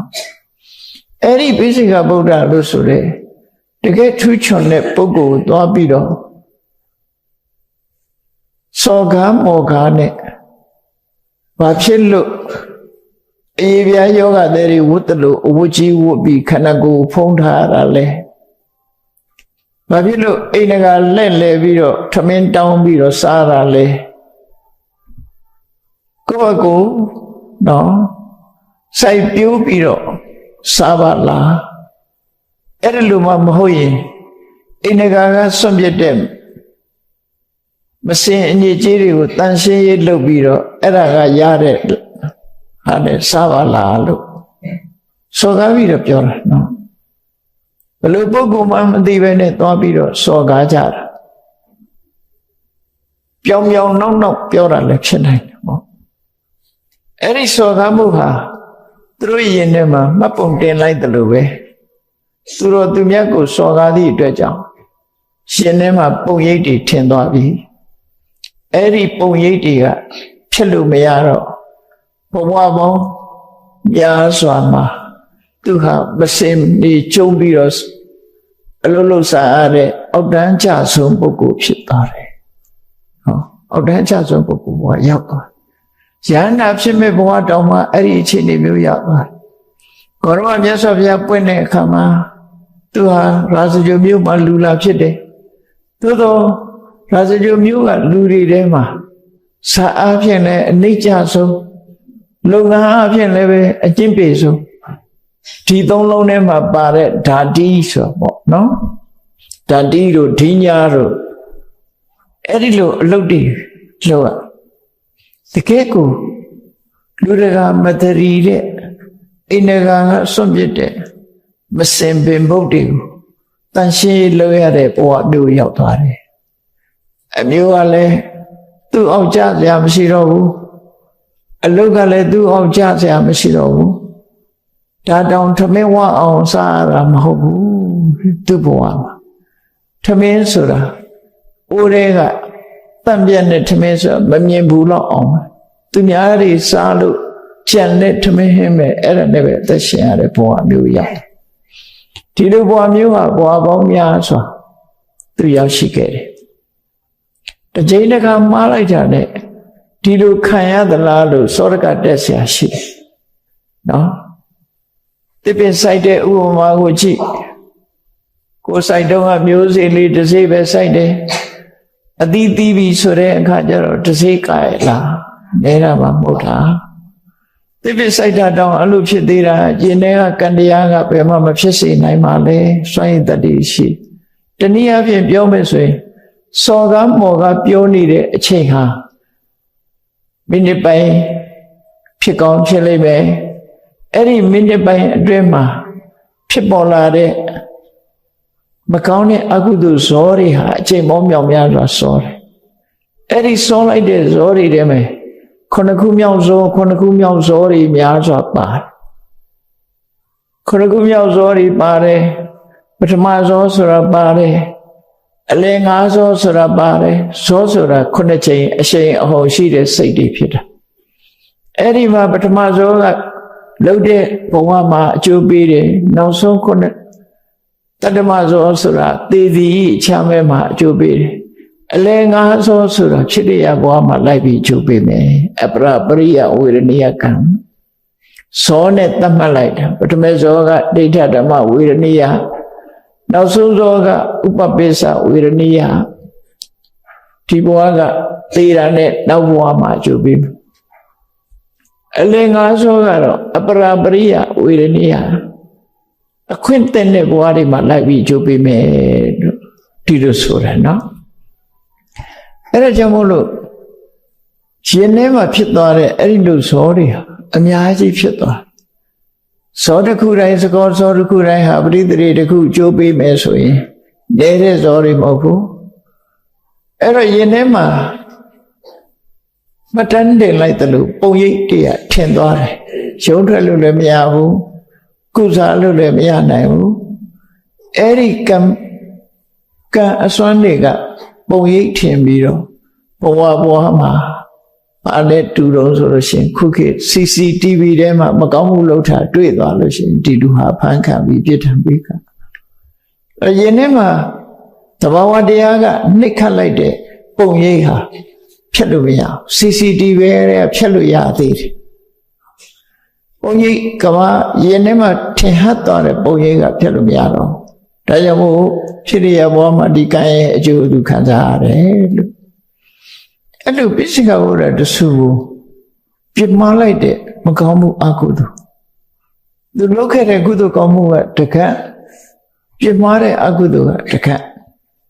အဲ့ဒီထဲမှာပြစ်မှားတဲ့အကုသိုလ်ကံကအခွင့်ရလိုက်တယ်သို့တော့သူလုပ်ခဲ့တဲ့ကုသိုလ်ကောင်းမှုတွေကလည်းပဲအစင်းနဲ့ကုညီဖို့စောင့်ဆိုင်နေတာပဲဖြစ်တယ်ပုံရိပ်ကနှစ်ခုရှိတယ်သူမပုံရိပ်နှစ်ခုလူဘဝပို့လိုက်တဲ့အခါမှာတော့ခုနလိုစင်စင်ရဲရဲအောက်တန်းကျပြီးတော့ဘဝတဝစားတဲ့ဘဝမျိုးကိုကံကဖန်တီးပေးလိုက်တယ်သို့တော့သူ့ရဲ့ရင်ထဲမှာလူအောက်တန်းကျတော့လေအသိဉာဏ်အောက်တန်းမကျဘူးဆိုတာလေသူ့ရင်ထဲမှာရှိနေဟောခွေစကားနဲ့ပြောမှဆိုအိုင်ကျူမြင့်နေတယ်ပေါ့သူကဒါပြောနားလည်နိုင်တဲ့ပုဂ္ဂိုလ်အနေထားမျိုးဖြစ်တယ်အဲ့ဒီဘဝမျိုးရောက်သွားတယ်မြတ်စွာဘုရားကရာဇဂုမြို့ထဲမှာဆွမ်းခံကြွတဲ့အခါဘုရားနဲ့ရင်ဆိုင်သူတွေ့ရှင်ဆိုင်တွေ့တော့ဒီထဲမှာအထက်ကရာမှာဖွင့်ထားတာနဲ့သူကိုယ်တိုင်ပြန်ပြောတဲ့စကားလေးဟာအနည်းငယ်တော့ကွယ်လွယ်မှုရှိတယ်သို့တော့သူကိုယ်တိုင်ပြန်ပြောတဲ့အမတ်တရားစကားတွေမှာသူ့ဘဝဇာတ်ကြောင်းဘုရားနဲ့တွေ့တာသူရှင်းပြလိုက်မြတ်စွာဘုရားနဲ့တွေ့တဲ့အခါမှာသူကမြတ်စွာဘုရားနဲ့မတွေ့ခင်လေနေ့စဉ်စားတော့ရမှုအတွက်အိမ်ကလိုက်ပြီးတော့တန်ရှင်းရေးဆိုတာရိုးရိုးအလုံးမျိုးမဟုတ်ဘူးလူတွေမတရီတဲ့အညစ်အကြေးတွေကိုတန်ဆင်းရတယ်အဲ့ဒီတန်ဆင်းတဲ့လုပ်ငန်းကိုပုပ္ပသတ္တကလို့ပါဠိလိုခေါ်တယ်ပုပ္ပဆိုတာပန်းသတ္တကစွန့်ပြရတယ်ဒါမို့ဒါကိုကြည့်ပြီးတော့ပန်းမိုက်သွန်မျိုးလို့ဒီလိုခေါ်တယ်ပန်းမိုက်သွန်အဲ့ဒါနားထောင်ကောင်းသုံးထားတဲ့စကားပန်းမိုက်သွန်ဆိုတာအမိုက်ပြစ်တဲ့အလုပ်မဟုတ်ဘူးသူလုပ်ရတဲ့အလုပ်က ပင်ကျုံသမားလို့ခေါ်တယ်မစင်ကိုကျုံရတာနော်ပင်ကျုံသမားပါဠိလိုတော့ပုဗ္ဗသတ္တကအဲ့ဒါလို့အလုံးမတရိစရာကောင်းတဲ့အလုပ်တွေကိုလုံးမထမင်းလေးဟာမသေးဘူးစားရတဲ့အနေထားမျိုးမြတ်စွာဘုရားကြွလာရမြင်တော့လူတကာကိုတွေ့သမျှလူတွေကိုသူကလက်ဦးလေးခြီးပြီးတော့ရှ िख ိုးနော်ဘုသူဖြစ်ဖြစ်လမ်းပေါ်ကတွေ့သမျှလူတွေရှ िख ိုးမြတ်စွာဘုရားကြွလာတဲ့အခါလဲအဲ့ဒါလိုပဲအလုံးဟာသူမောကြည့်ရတဲ့လူတွေကြီးပဲမြတ်စွာဘုရားကိုရှ िख ိုးတယ်အဲ့ဒီမှာမြတ်စွာဘုရားကသူ့ကိုရှားမှုခွင့်ပေးလိုက်တာဒါထူးခြားချက်ပဲနော်အောက်တန်းစားအနှိမ့်ဆုံးလူတယောက်ကိုဘုရားဟာလူတန်းစားခွဲခြားမှုမပြုဘဲနဲ့သင်္ကန်းဝတ်ဖို့ခွင့်ပြုလိုက်တာအလွန်ကြီးမားတဲ့ခွင့်ပြုချက်ကြီးပဲသူ့အတွက်မှာကြီးမားတဲ့ဆုလက်ကြီးတစ်ခုအရာသူ့ဘဝမှာထွက်လန်းဆိုတာမရှိဘူးဘာလို့လို့ဆိုမျိုးရိုးကလည်းအမှန်တန်ဥသာလေးညာကနေလို့သူ့အနံ့ရရင်လည်းလူတွေဟာတနာတယ်ဆိုပြီးတော့မကျေနပ်ကြဘူးအဲ့ဒါလိုလူဒန်းစားမျိုးတွေမှာသူလူဖြစ်ရတာပေါ့အမှန်တန်ဆင်းရဲပြီးလောကင်စားတော့နေတဲ့သူ့ကိုမြတ်စွာဘုရားအခွင့်အရေးကြီးတစ်ခုပေးလိုက်တယ်ဒါနဲ့သူယဟန်ဖြစ်သွားပြီနောက်ဆုံးမှယဟန်နာဖြစ်သွားယဟန်နာဖြစ်ရောက်သွားတယ်အဲ့ဒီယဟန္တာဖြစ်သည့်ထီအောင်ရောက်သွားတဲ့အခါမှာသူပြန်ပြောတဲ့အခါမှာသူဇလန်းနေအကုန်ပါလာမှာဖြစ်တယ်ယဟန္တာဖြစ်တဲ့အခါမှာယဟန်တော်တွေကမေးကြတယ်ကိုရောဘယ်လူမျိုးကဘယ်လူအမျိုးကယဟန်ဖြစ်လာတာလဲဘယ်လူယဟန်ဖြစ်လာတာလဲဘာကြောင့်ယဟန်ဖြစ်လာတာလဲဆိုတဲ့မိကုန်းနေမေးတယ်အဲ့ဒီလိုမိခွန်းနေမေးတဲ့အခါသူဟာမကွယ်မထောက်ဖြောင်းပြောင်းမမတ်ရိုးရိုးသားသားပဲဖြေရှင်းတယ်ရိုးရိုးသားသားပဲဖြေတယ်အဲ့ဒီဖြေဆိုတဲ့စကားတွေကိုပဲသူ့ရဲ့အမှတ်တရစကားဖြစ်မှတ်တမ်းတင်ထားတာဖြစ်တယ်နော်ယန္တိကမေးလို့ဘယ်အမျိုးကနေပြီးဘယ်လူမျိုးကဘယ်မျိုးရိုးကနေပြီးသင်္ကန်းဝတ်လာတာလဲဆိုသူကဖြေတာနိစေကုလမိစ္ဆာတောဟံတပည့်တော်ဟာအနှိမ့်ချဆုံးလူမျိုးမှာမွေးခဲ့သူပါသူ့ရဲ့နှိမ့်ချတာဆိုမရှိတော့ဘူးနော်အနှိမ့်ချဆုံးအောက်တန်းချဆုံးပန်းမိုက်သွန်မျိုးရိုးကမွေးလာတဲ့လူပါသူတော်အားရဲ့အညစ်အကြေးမစင်ပင်ဘုတ်တွေကိုတန်ရှင်းလို့ရတဲ့မျိုးရိုးတဲ့အဲ့ဒီမျိုးကဗမာပြည်မှာလူတကာတပြက်စီးကင်တပြက်စီးလှဲဘယ်သူမှအထင်မသေးဘူးအိန္ဒိယမှာတပြက်စီးသွားလှဲမယ်ဆိုရင်အဲ့ဒီတပြက်စီးလှဲတဲ့မျိုးရိုးဟာရှိတယ်အောက်တန်းကျတယ်လို့ထင်ဘုန်းကြီးတို့အိန္ဒိယရောက်တဲ့အခါမှာကိုကြောင့်နဲ့ကိုတပြက်စီးကင်ပြီးတော့လှဲမလို့လို့တော့ကိုရဲ့အရင်ရောင်းနေတဲ့ကိုတော့ပြောတာရှင်ဘုရားတပြက်စီးမလဲနဲ့ကလားတွေမြင်သွားရင်ရှင်ဘုရားကိုတပြက်စီးလဲတဲ့မျိုးရိုးလို့အောင်မင်းနေလေအဲ့လိုပြောတာခံခဲ့ရဘူးမတတ်ခဲ့ရဘူးအဲ့ဒီမှာဆိုတပြက်စီးတောင်မလဲရဘူးလူချားတယ်ကလားတွေမြင်သွားရင်ကိုယ်အဲ့ဒါတပြက်စီးလဲတဲ့အမျိုးလို့အောင်မေးသွားတာသူတို့မျိုးရိုးနဲ့လုပ်ငန်းနဲ့သူတို့ကဆက်ထားနော်ဆက်ထားတာအဲ့ဒါကြောင့်သူကပြန်ပြောတယ်နိစေကုလမိစ္ဆာတောဟံဒလိတောအပ္ပဘောဇနောတဲ့တတိတော်အနှိမ့်ချဆုံးပင်ကျုံဒီပန်းမိုက်တော်မျိုးရိုးမှာမွေးဖွားခဲ့သူဖြစ်ပါတယ်တချို့ကအဲ့လိုနှိမ့်ချတဲ့အမျိုးမှာမွေးတော်လည်းပဲမိဘကဆွဆွဆောင်းဆောင်းရှိတဲ့အခါမှာဝါဝလေးနဲ့စားရသေးတယ်သူကြတော့အဲ့လိုမဟုတ်ဘူးတဲ့ဒလိတော်မွေးလိုက်တာမှာကုန်းကောက်ဆရာမရှိဘူးအပ္ပဘောဇနောစားเสียဆိုတာဘုဖင်ကတ်နေတဲ့ဂျိုးတောင်သူဝါအောင်စားရတဲ့လူမျိုးမဟုတ်ဘူးတဲ့ပြောနော်ချက်စားနိုင်မှုဝေးသူများအကြံအကျွင်းတွေကိုစားရတဲ့ပုဂ္ဂိုလ်ဆိုတန်တန်ပြန်ပြန်စားဖို့ဆိုဝေးလာဝေးတပည့်တော်ဟာအဲ့လို စင်စင်ရဲရဲနဲ့အစားတော့ငတ်ငတ်ပြတ်ပြတ်နဲ့နေကြရသူပါတဲ့ဟိနကမ္မမမအာတိအဟောတိဘုဖဆတ်တကောသူလုပ်ရတဲ့လုပ်ငန်းဟာလည်းပဲအောက်တန်းအကျဆုံးအလုပ်ပါတဲ့တခြားအလုပ်မဟုတ်ပါဘူးတဲ့လူတကာစွန့်တဲ့မစင်အညစ်အကြေးတွေကိုသုတ်သင်ရှင်းလင်းပြီးတန်ရှင်းလုပ်ရတဲ့အလုပ်ပါပဲသူပုံမှန်နေမပြောတယ်ပြီးတဲ့အခါဗာပြောတော့စိကုတ်စီတော်မနုဿာနာပြိပုတော်သဝမိတော်တပည့်တော်ကိုမြင်လို့ရှိရင်လူတွေကယွံ့ကြတယ်လူတကာရဲ့ယွံ့နာကိုခံရတယ်သူနာဆိုရင်နှာခေါင်းပိတ်ကြမျက်နှာလွှဲကြတယ်သူမြင်လိုက်ရင်မျက်နှာလွှဲသူလေတင်ကရောက်နေဝေးဝေးရှောင်အဲ့လောက်ထိအောင်သူ့ကိုယွံ့ကြတယ်ပရိပုတော်လူတကာရဲ့အထင်သေးမြင်သေးကြည့်တာကိုခံရတယ်ဝါမိတော်ရှုတ်ချတာခံရတယ်သူလာလို့ရှိရင်ဟေ့ကောင်ဒီဘက်မလာခဲ့နဲ့အဝေးကနေလှမ်းကောင်းထားတော့နော်အဲ့ဒီလိုဟာမျိုးလူတကာကသူ့ကိုရှုတ်ချတာခံရတယ်အဲ့ဒီလိုလူတကာကယုံမုံရှုတ်ချခံရတဲ့ဘဝမှာနိသမနံကရိတဝနာဝန္ဒိတံဘဟုကသနံလမ်းမတော်လာတဲ့လူတွေဘယ်သူပဲတွေ့တဲ့သူဟာမျက်နှာငယ်လေးနဲ့စိတ်ကလည်းအောက်တန်းကျတဲ့စိတ်နဲ့မာမနာဆိုတာတပြားသားမှမရှိရမျက်နှာငယ်လေးနဲ့လူတကာကိုလက်ဥကလေးတစ်ချီချီနဲ့ရှ िख ိုးနေရတယ်ထိုင်းရှ िख ိုးနေရတယ်အဲ့ဒီလွန်သွားမှသူလုံးဆရာရှိတာလို့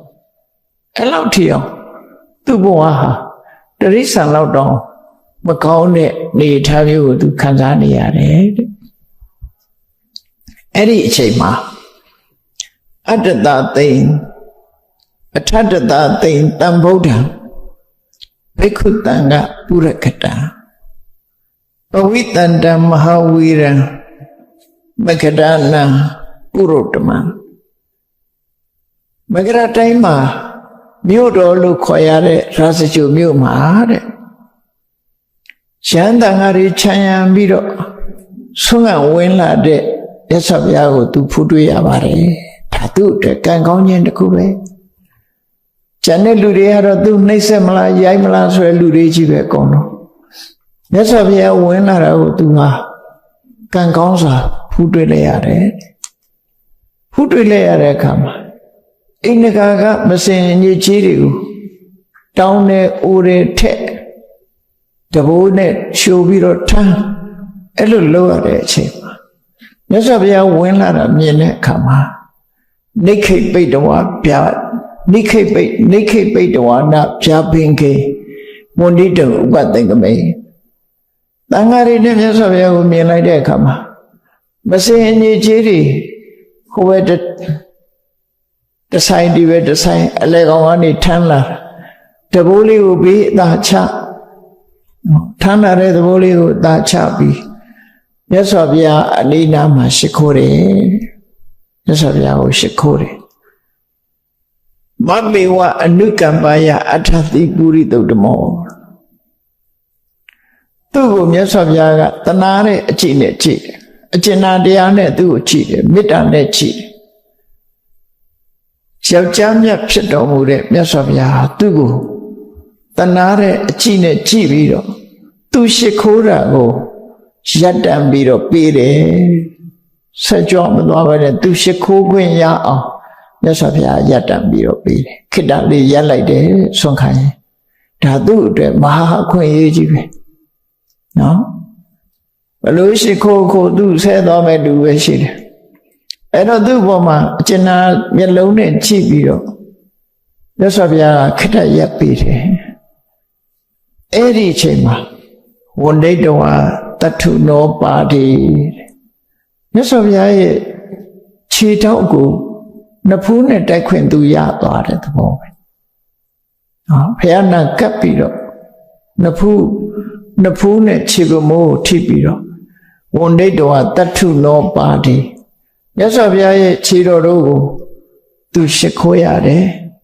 ရှ िख ိုးပြီးတဲ့အခါမှာဧကမန္တံထိတော်တရာ မြတ်စွာဘုရားရဲ့ခြေပမိုးနှစ်ဖူးနဲ့တိုက်ရှ िख ိုးပြီးတော့တင့်တော်တဲ့နေရာလေးမှာခဏနေတဲ့အချိန်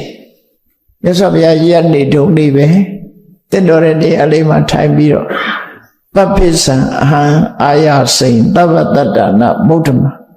တရဝအလုံးထဲမှာအဆင့်အမြင့်ဆုံးဖြစ်တဲ့မြင့်မြတ်ဆုံးဖြစ်တဲ့မြတ်စွာဘုရားကိုသူဟာတောင်းဆိုလိုက်ပါတယ်သူ့ကိုယဟန်ပြုပေးပါလို့သူ့ကိုယဟန်ပြုပေးပါလို့သူတောင်းပန်လိုက်တယ်ဒါသူကိုယ်တိုင်လျှောက်တဲ့ထင်ပဲသူကိုယ်တိုင်ကယဟန်ပြုခွင့်တောင်းတယ်လို့ဆိုတယ်သို့တော့အထက်ကရာထဲရေးထားတာတော့မြတ်စွာဘုရားကသူ့ကိုခေါ်ပြီးတော့မင်းသင်္ကန်းမိုးချင်မူလားဟိုချင်ဘုရားကခေါ်ပြီးတော့ဟိုခွင့်ပေးတယ်လို့ဆိုတယ်ဒါကြောင့်မို့ကွဲလွဲမှုတွေတော့ရှိဒါသူကိုယ်တိုင်ပြောတဲ့အခါကျတော့သူကိုယ်တိုင်ကမြတ်စွာဘုရားကိုသင်္ကန်းဝတ်ပြစေလို့ဒါနှစ်ခုစလုံးဖြစ်နိုင်တယ်ပေါ့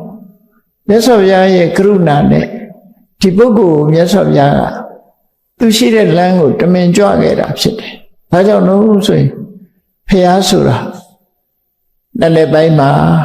တတ္တလောကကြီးကိုတပ္ပယုတ္တဉာဏ်ကိုရနဲ့ဖြန့်ကျက်ရှုစားတော်မူတယ်ရှုစားတဲ့အခါမှာအတိတ်ကကုသိုလ်ကောင်းမှုရှိတဲ့ပုဂ္ဂိုလ်တွေဟာအဲ့ဒီဉာဏ်ကိုရထဲမှာပေါ်လာတယ်ဥပမာမဲ့ပိုက်ကွန်ပြစ်ချလိုက်တဲ့အခါမှာပိုက်ထဲဝင်လာတဲ့ငါလိုပဲသူဟာလည်းမြတ်စွာဘုရားရဲ့ကတ္တရမဲ့ဝိနည်းတရဝအဖြစ်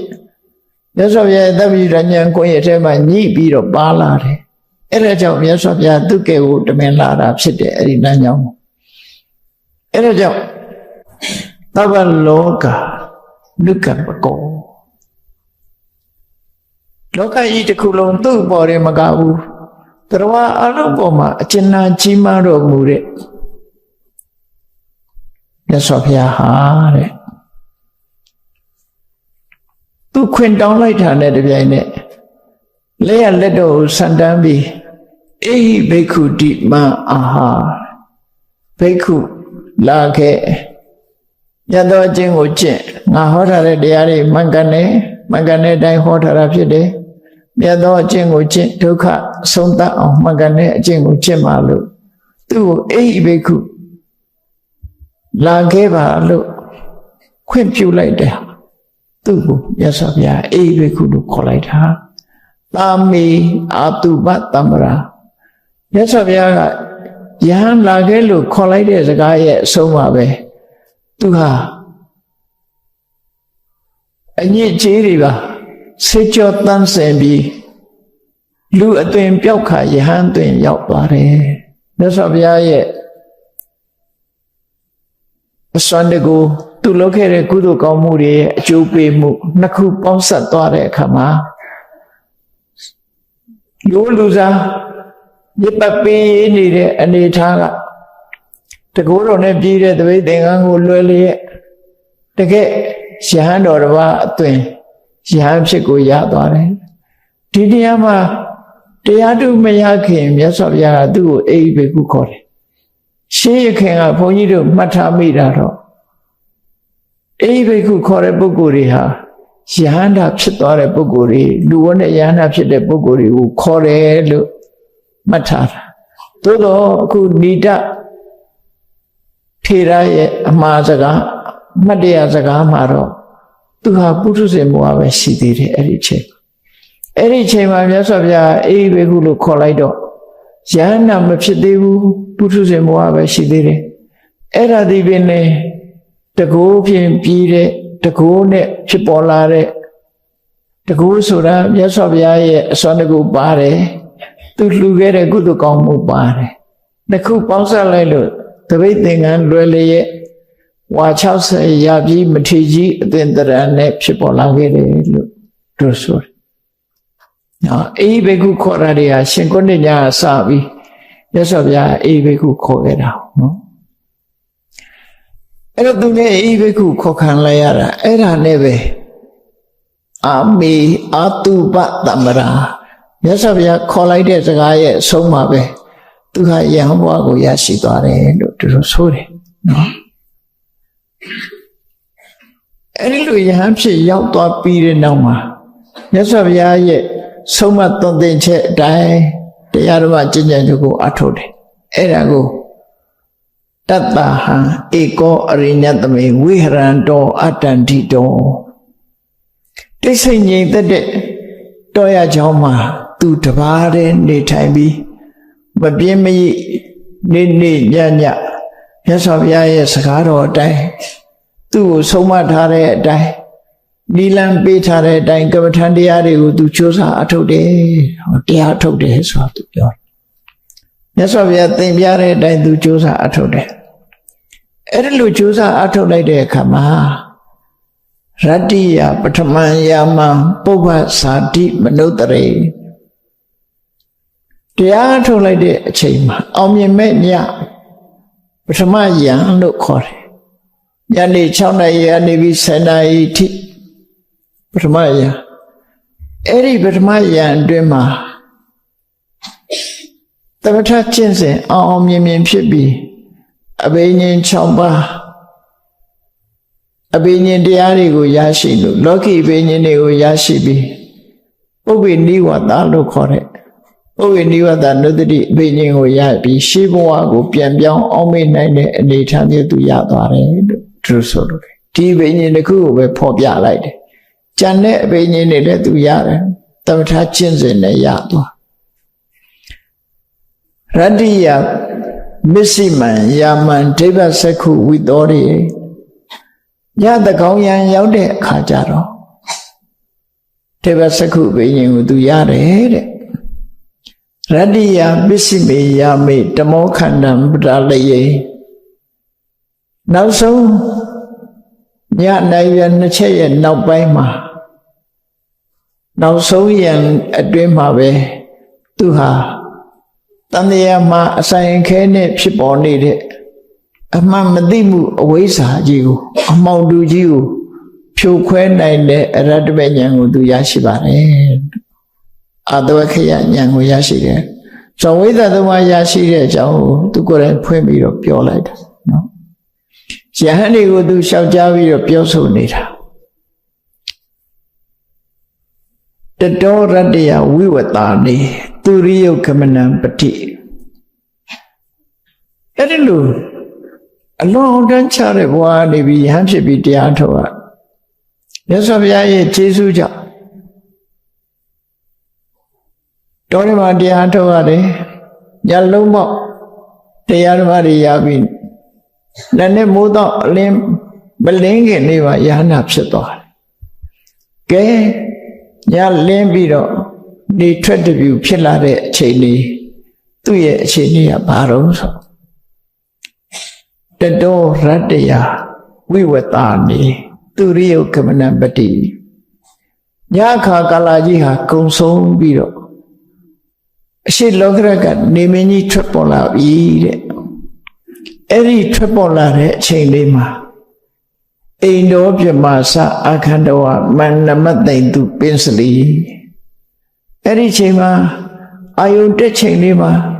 တရားမင်းကြီးရောက်လာတယ်ပြမတွေရောက်လာတယ်ရောက်လာပြီးတဲ့အခါသူ့ကိုလက်အုပ်ချပြီးတော့ရှ िख ိုးကြတယ်နော်လက်အုပ်ချပြီးတော့သူ့ကိုရှ िख ိုးနေကြတယ်အရင်တော့ကသူကပဲလက်အုပ်ချပြီးရှ िख ိုးရတယ်အခုတရားတို့ပြမတို့ဆိုတဲ့တကယ်ကိုဆင်းမြင့်တဲ့တကူကြီးတဲ့ပုဂ္ဂိုလ်ကြီးတွေကသူ့ကိုလာပြီးတော့ယဟန္တာဖြစ်စလာရောက်ဖူးမြော်ပြီးတော့ရှ िख ိုးနေကြတယ်အော်စရာကြီးမြင့်ကွင်းကရှ िख ိုးတဲ့အခါမှာဘယ်လိုပြောပြီးရှ िख ိုးကြတော့ဆိုနမောတေပုရိတာစဉ္ညနမောတေပုရိသုတ္တမယတ္တတေအတဝခိနာဒခိနေယောတိမာရိတာအရှင်မြတ်တဲ့အရှင်မြတ်ဟာယောက်ျားအာဇာနည်ပိသပါပေတယ်ယောက်ျားအာဇာနည်ဖြစ်တဲ့အရှင်မြတ်အားရှ िख ိုးပါတယ်ကာရဝပြုပါတယ်ပုရိသုတ္တမယောက်ျားတွေထဲမှာအမြတ်ဆုံးအဖြစ်ကိုရောက်ရှိသွားတဲ့အရှင်မြတ်ကိုရှ िख ိုးဝါချကာရဝပြုပါတယ်ယတ္တတေအာတဝခိနာဘာကြောင့်ရှ िख ိုးရတယ်လဲဆိုရင်အရှင်ဘုရားရဲ့ယင်ထဲမှာဘဝကပါလာတဲ့ခိရိတာတွေအာတဝါတွေဟာလုံးဝကုန်ခန်းသွားပါပြီ ထိတဲ့တန်ပြန်ဖြူစင်တဲ့ဘဝမျိုးမရှိတော့ပါဘူးတဲ့အာသွားတွေကုန်စင်သွားလို့အရှင်မြတ်ဟာဒက္ခိဏေယောတိမာရိတာမြတ်သောအလှကိုခံယူထိုက်တဲ့ပုဂ္ဂိုလ်ဘသူကလှူတဲ့ပုဂ္ဂိုလ်မှာတန်ဖိုးကြီးကြီးပြန်ရတယ်ဒီလိုဆိုလို့ရပေါ့ဘသူလှူတဲ့ပုဂ္ဂိုလ်တွေကိုတုံ့ပြန်တဲ့အခါမှာတန်ဖိုးကြီးကြီးရဒက္ခိဏေယတမန်ဘုန်းကြီးတစ်ပါးကဒက္ခိဏေယမဟုတ်သေးဘူးနော်ဉာဏ်ဖြစ်သွားပြီဆိုတဲ့အခါမှာယင်ထဲမှာအမိုက်တရားတွေကင်းစင်ပြီးကိလေသာလုံးဝမရှိတဲ့ပုဂ္ဂိုလ်အဒက္ခိဏေဆိုလိုတာဒက္ခိဏေယဆိုတာဉာဏ်ပုဂ္ဂိုလ်ယေရှုသို့မဟုတ်အရိယသံဃာတွေကိုယေရှုတာသံဃာကုံတော်ကိုယ်ဝမှာကြည့်သမ္မာပုဂ္ဂိုလ်တွေအနေနဲ့ကသုပ္ပတိပန္နောဘဂဝတောသာဝကတံကိုရသော်ဗျာတပည့်တွေဟာမင်္ဂန်စွာကျင့်နေဥစုပတိပန္နောနော်မလိမ္မညာပဲဖြောင်းပြောင်းမှတ်မှတ်ကျင့်စဉ်တိုင်းမမင်္ဂန်ကျင့်နေယာယပတိပန္နောနိဗ္ဗာန်ကိုရောက်ကြောင်းတရားအတိုင်းကျင့်နေလမ်းကြောင်းအတိုင်းကျင့်နေတာမိစေပတိပန္နောလူတွေယူသည်ပေးတဲ့လောက်အောင်ကျင့်ကြတယ်ဆိုဒါကျင့်တဲ့အခါမှာ၄ပါးဒီထဲမှာပုရုဇဉ်လည်းပါတယ်အရိယလည်းပါတယ်ဒီနောက်ဆုံးဟာကြတော့ဒါကနောလီနောလို့ခေါ်ကြတယ်ပေါ့သုပ္ပတိပန္နောဥစုပတိပန္နောယာယပတိပန္နောသာမိစေပတိပန္နောဆိုတာဒါပုထုဇဉ်သိက္ခာကိုရည်ညွှန်းလိုက်တာပြီးတဲ့အခါမှာယတိရံစတ္တာရိပုရိသယုဂာနိအထပုရိသပုဂ္ဂလာအစုံလိုက်သောတပတိမေဂထံသောတပတိသောတပံသဂရဂာမိမေဂထံသဂရဂာမိဖလထံသို့မဟုတ်သဂရဂာအနာဂာမိမေဂထံအနာဂာမိဖလထံသို့မဟုတ်အနာခံအရထမေဂထံအရထဖလထံသို့မဟုတ်ယဟန္တာလို့ပေါင်းလိုက်လို့ရှိရင်စတ္တာရိပုရိသယုဂာနိ၄စုံကိုတစ်ခုစီခွဲလိုက်တဲ့အခါ၈ယောက်ပေါ့၄စုံနဲ့၈ယောက်နော်အစုံလိုက်၄ခုရှိတယ်၈ယောက်အဲ့ဒီအရိယာ၈ပါးကတော့တဲ့အာဟုနေယောဝေယဆောင်ယူလာတဲ့ပစ္စည်းကိုလက်ခံနိုင်သွားပြီပြောစရာမရှိတော့ဘူးပါဟုနေယောပူဇော်ဝယ်တွေအလုံးလက်ခံနိုင်သွားပြီဒက္ခိနေယောရည်တံတောင်းတတဲ့အလှူဒါနတွေလက်ခံနိုင်သွားပြီနော်အင်းစတိကရဏီယောလောချီမှုရှိခိုးတိုက်တဲ့အနုတ္တရပုညခိတံလောကတကုသကောင်းမှုဆက်ပြုဖို့အတွက်အကောင်းဆုံးမြေယာတစ်ဖွဲ့ဖြစ်သွားပြီဆိုဒါကချောလီယောနောက်ကအနုတ္တရပုညခိတံလောကတအဲ့ဒါအရိယဖြစ်ပြီးသားပုဂ္ဂိုလ်တွေရည်ညွှန်းပြီးတော့ပြောတဲ့စကားရှေ့ပိုင်းကပုရုဇဉ်ပုဂ္ဂိုလ်တွေပါတယ်နောက်ပိုင်းကျတော့ပုရုဇဉ်ပုဂ္ဂိုလ်မပါဘူးလို့ဒီလိုဆိုလို့ရပေါ့နော်အဲ့ဒါကိုသံဃာကုံတော်၉ပါးလို့ပြောတာနောလီနောရဲ့နောက်ကယောလီယောအနုတ္တရပုညခိတံလောကတထည့်လိုက်သံဃာကုံတော်၉ပါးလို့ခေါ်တယ်ယတိရစတ္တရိပုရိသယုဂာနိတွေထည့်မတွေ့ရဘူးနော်အဲ့ဒါနောက်ကပုဂ္ဂိုလ်တွေအတွက်ပုဂ္ဂိုလ်သေယုတ်ဖော်လိုက်တာအဲ့ဒါအာဟုနေယောပါဟုနေယောဒက္ခိနေယောအဇနိကရဏီယောနုတ္တရပုညခိတံလောကတအဲ့ဒါက၅ခုသုပ္ပတိပန္နောဥစုပတိပန္နောညာပတိပန္နောသာမိစေပတိပန္နော၄ခုအဲ့ဒီ၉ခုသံဃာကုံ၉ပါးလို့ဒီလိုပြောတာနော်အဲ့တော့တရားမင်းတို့မြမမင်းတို့ကလာရောက်ပြီးတော့ရှ िख ိုးတဲ့အခါမှာသူ့ကိုဗာထည့်ပြောသွားတော့ဆိုဒက္ခိနေယောတိမာရိတာအရှင်ဘုရားယင်ထဲမှာကိရိတာအညစ်အကြေးတွေမရှိလို့တကယ်ကိုအရှင်ဘုရားဒက္ခိနေယပုဂ္ဂိုလ်အစစ်ဖြစ်သွားပါပြီလို့ဝမ်းမြောက်ဝမ်းသာယဟန္တာဖြစ်စပုဂ္ဂိုလ်လေးကိုလာပြီးတော့ရှ िख ိုးဝါချကြတာရှ िख ိုးဝါချမှုပြုကြအဲ့ဒီမြင်ကွင်းဟာတော်တော်ထူးခြားတဲ့မြင်ကွင်းပေါ့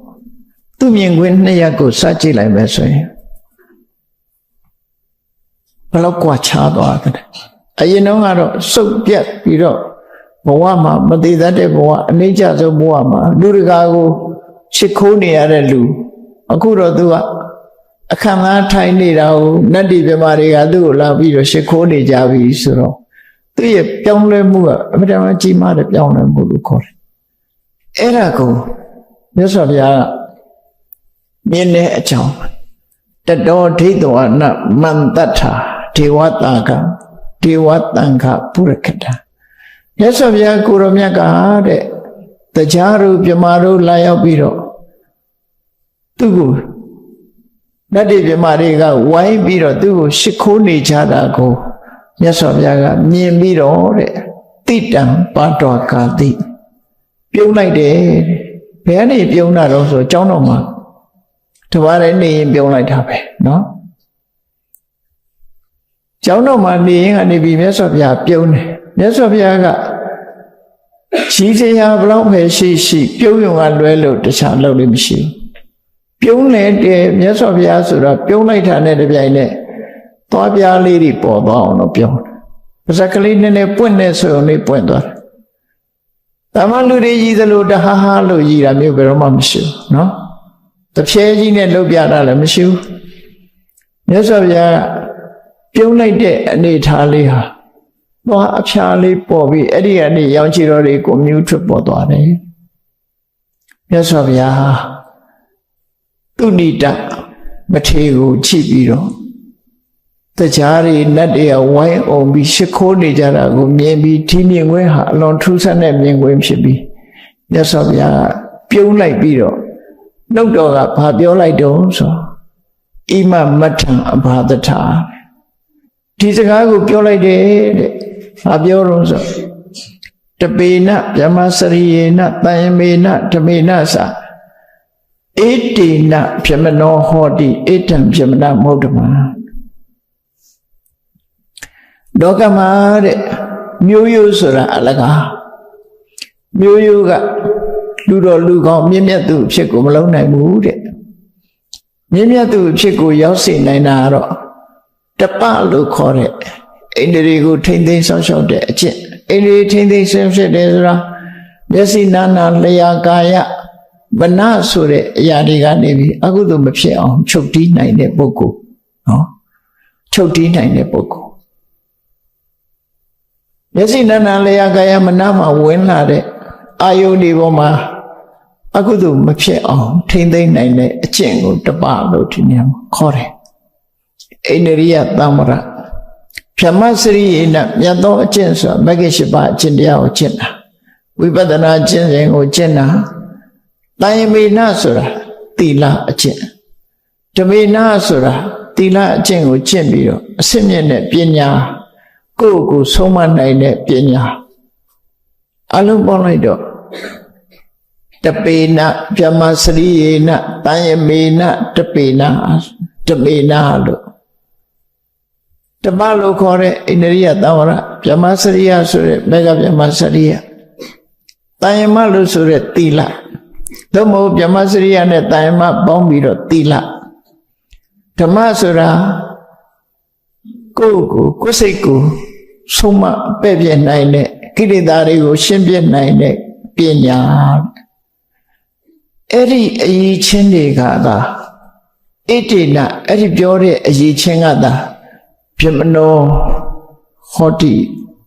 လူဘဝမှာမြင့်မြတ်တဲ့ပုဂ္ဂိုလ်ဆိုတာအဲ့ဒီချင်းတွေကမလုတ်ပေးနိုင်တာတဲ့ဣတံဗြဟ္မဏမௌဓမံအဲ့ဒီချင်းတွေကလုတ်ပေးလိုက်တဲ့ပုဂ္ဂိုလ်ဟာအမြင့်မြတ်ဆုံးပုဂ္ဂိုလ်ဖြစ်သွားတယ်လို့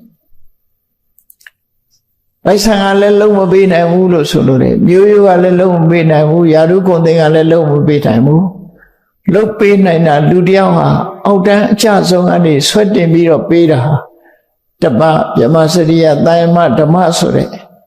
ဒီမြင့်မြတ်တဲ့အကျင့်တွေသာဖြစ်တယ်လို့မြတ်စွာဘုရားကပြုံးတော်မူပြီးတော့ဒီစကားသူ့ကိုတရားဟောလိုက်တာလှမ်းပြီးတော့ဟောလိုက်တာမြတ်စွာဘုရားအဲ့ဒါကိုထည့်သွင်းပြီးတော့ရှင်သူဏိတာအမတ်တရားစကားအနေနဲ့ယဟန်တွေကိုရှင်းပြနေတာနော်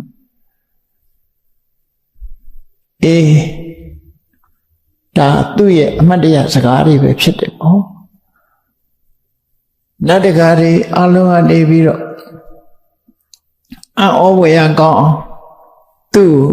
ရှ िख ိုးနေတယ်ဆိုတာစပေကျမ်းကမှာတာထေဝတာတတ္တတတ္တဥလာရာပြမစအိန္ဒောဥပသင်္ကမိတ်တောအာဇာနိယံဇာတိစရာဘေးဗုဒ္ဓံသူဏိတံဥပဝတ္တန္တိပတနာစိတ်တာ လူဘဝတော့ကအောက်တန်းအချဆုံးပုဂ္ဂိုလ်တယောက်မြင့်မြတ်တဲ့အကျင့်တွေကိုကျင့်လိုက်လို့အမြင့်မြတ်ဆုံးအဆင့်ကိုရောက်သွားတဲ့သူဏိတဆိုတဲ့ယဟန္တာအရှင်မြတ်ကိုကြီးညိုသရာပွားများပြီးပြမာရီနတ်တရားတွေကလာပြီးတော့နော်900လောက်အတိုင်းအတာရှိတဲ့နတ်တွေပြမာတွေကဝိုင်းအောင်ပြီးသူ့ကိုလက်ဥချမှုရှိခိုးနေကြတယ်အဲ့ဒီမြင်ကွင်းဟာပြုံးเสียမြင်ကွင်းပဲပေါ့မြတ်စွာဘုရားကိုယ်တိုင်ကလမ်းညွှန်မှုပြုလိုက်တဲ့အခါမှာအောက်တန်းချဆုံးပုဂ္ဂိုလ်သည်မြင့်မြတ်ဆုံးပုဂ္ဂိုလ်ဖြစ်ကိုရောက်ရှိသွားတာဖြစ်တယ်အေးဒီဇလံဒီသူဏိတမထေရရဲ့သူ့ဘဝကိုအခုလိုရှင်းပြလိုက်ယဟန်တွေကိုမကွယ်မထောက်သူ့ရဲ့ဘဝဇာတ်ကြောင်းကိုရှင်းပြီးတော့ပြလိုက်တယ်ဒါဟာသူ့ရဲ့အမတ်တရစကားပဲဖြစ်တယ်တရားချစ်ခင်သူတော်စင်ပြိဿပေါင်းတို့သူဏိတဆိုတဲ့ဒီချိန်တစ်ခါတော့ကအလွန်မှားယွင်းစွာလုပ်ခဲ့တဲ့အပြစ်ဒဏ်ကိုအချိန်ချင်းခံစားရပြီးနောက်ဆုံးအချိန်ရဟန္တာဖြစ်မဲ့ဘဝတောင်အောက်ဆုံးအဆင့်ကိုရောက်သွားတော့လည်းပဲသူတော်ကောင်းတရားကဆွတ်တင်ပေးလိုက်သည့်အတွက်ကြောင့်တတ္တိပြမာတွေကဝိုင်းအောင်ရှိခိုးရတဲ့အနေအထားမျိုးထိအောင်မြတ်စွာဘုရားရဲ့ခြေစွတော်ကြောင့်ရရှိပြီးတော့သွားတယ်အဲ့ဒီကြောင့်ကိုမှတ်တမ်းထင်ပြီးဘဝသင်္ကန်းစာယူဖို့အတွက်ဘုန်းကြီးတို့တွေဟာမြည်သည့်ပုဂ္ဂိုလ်ကိုမှအပြစ်ကြည့်ပြီးတော့ဆွဆွဲကြဲမှုခြင်းမဖြစ်မိအောင်တတိထားကြရမှာဖြစ်တယ်လောကမှာအကောင်းဆုံးဟာမြင့်မြတ်တဲ့အကျင့်ကိုကျင့်ခြင်းကသာလျှင်လူကိုမြင့်မြတ်စေတယ်ဆိုတဲ့ဒီသဘာဝတရားကိုသိရှိနားလည်ပြီးတို့တွေဟာမြင့်မြတ်သူဖြစ်သူရောက်အောင်တပပြမစရိယတာယမဓမ္မဆိုတဲ့ဒီချင်းတွေရအောင်လုပ်ရမှာဖြစ်တယ်ဆိုတာကိုယ်စီသဘောကျပြီးကြိုးစားအထောက်နိုင်ကြပါစေကုန်သတည်း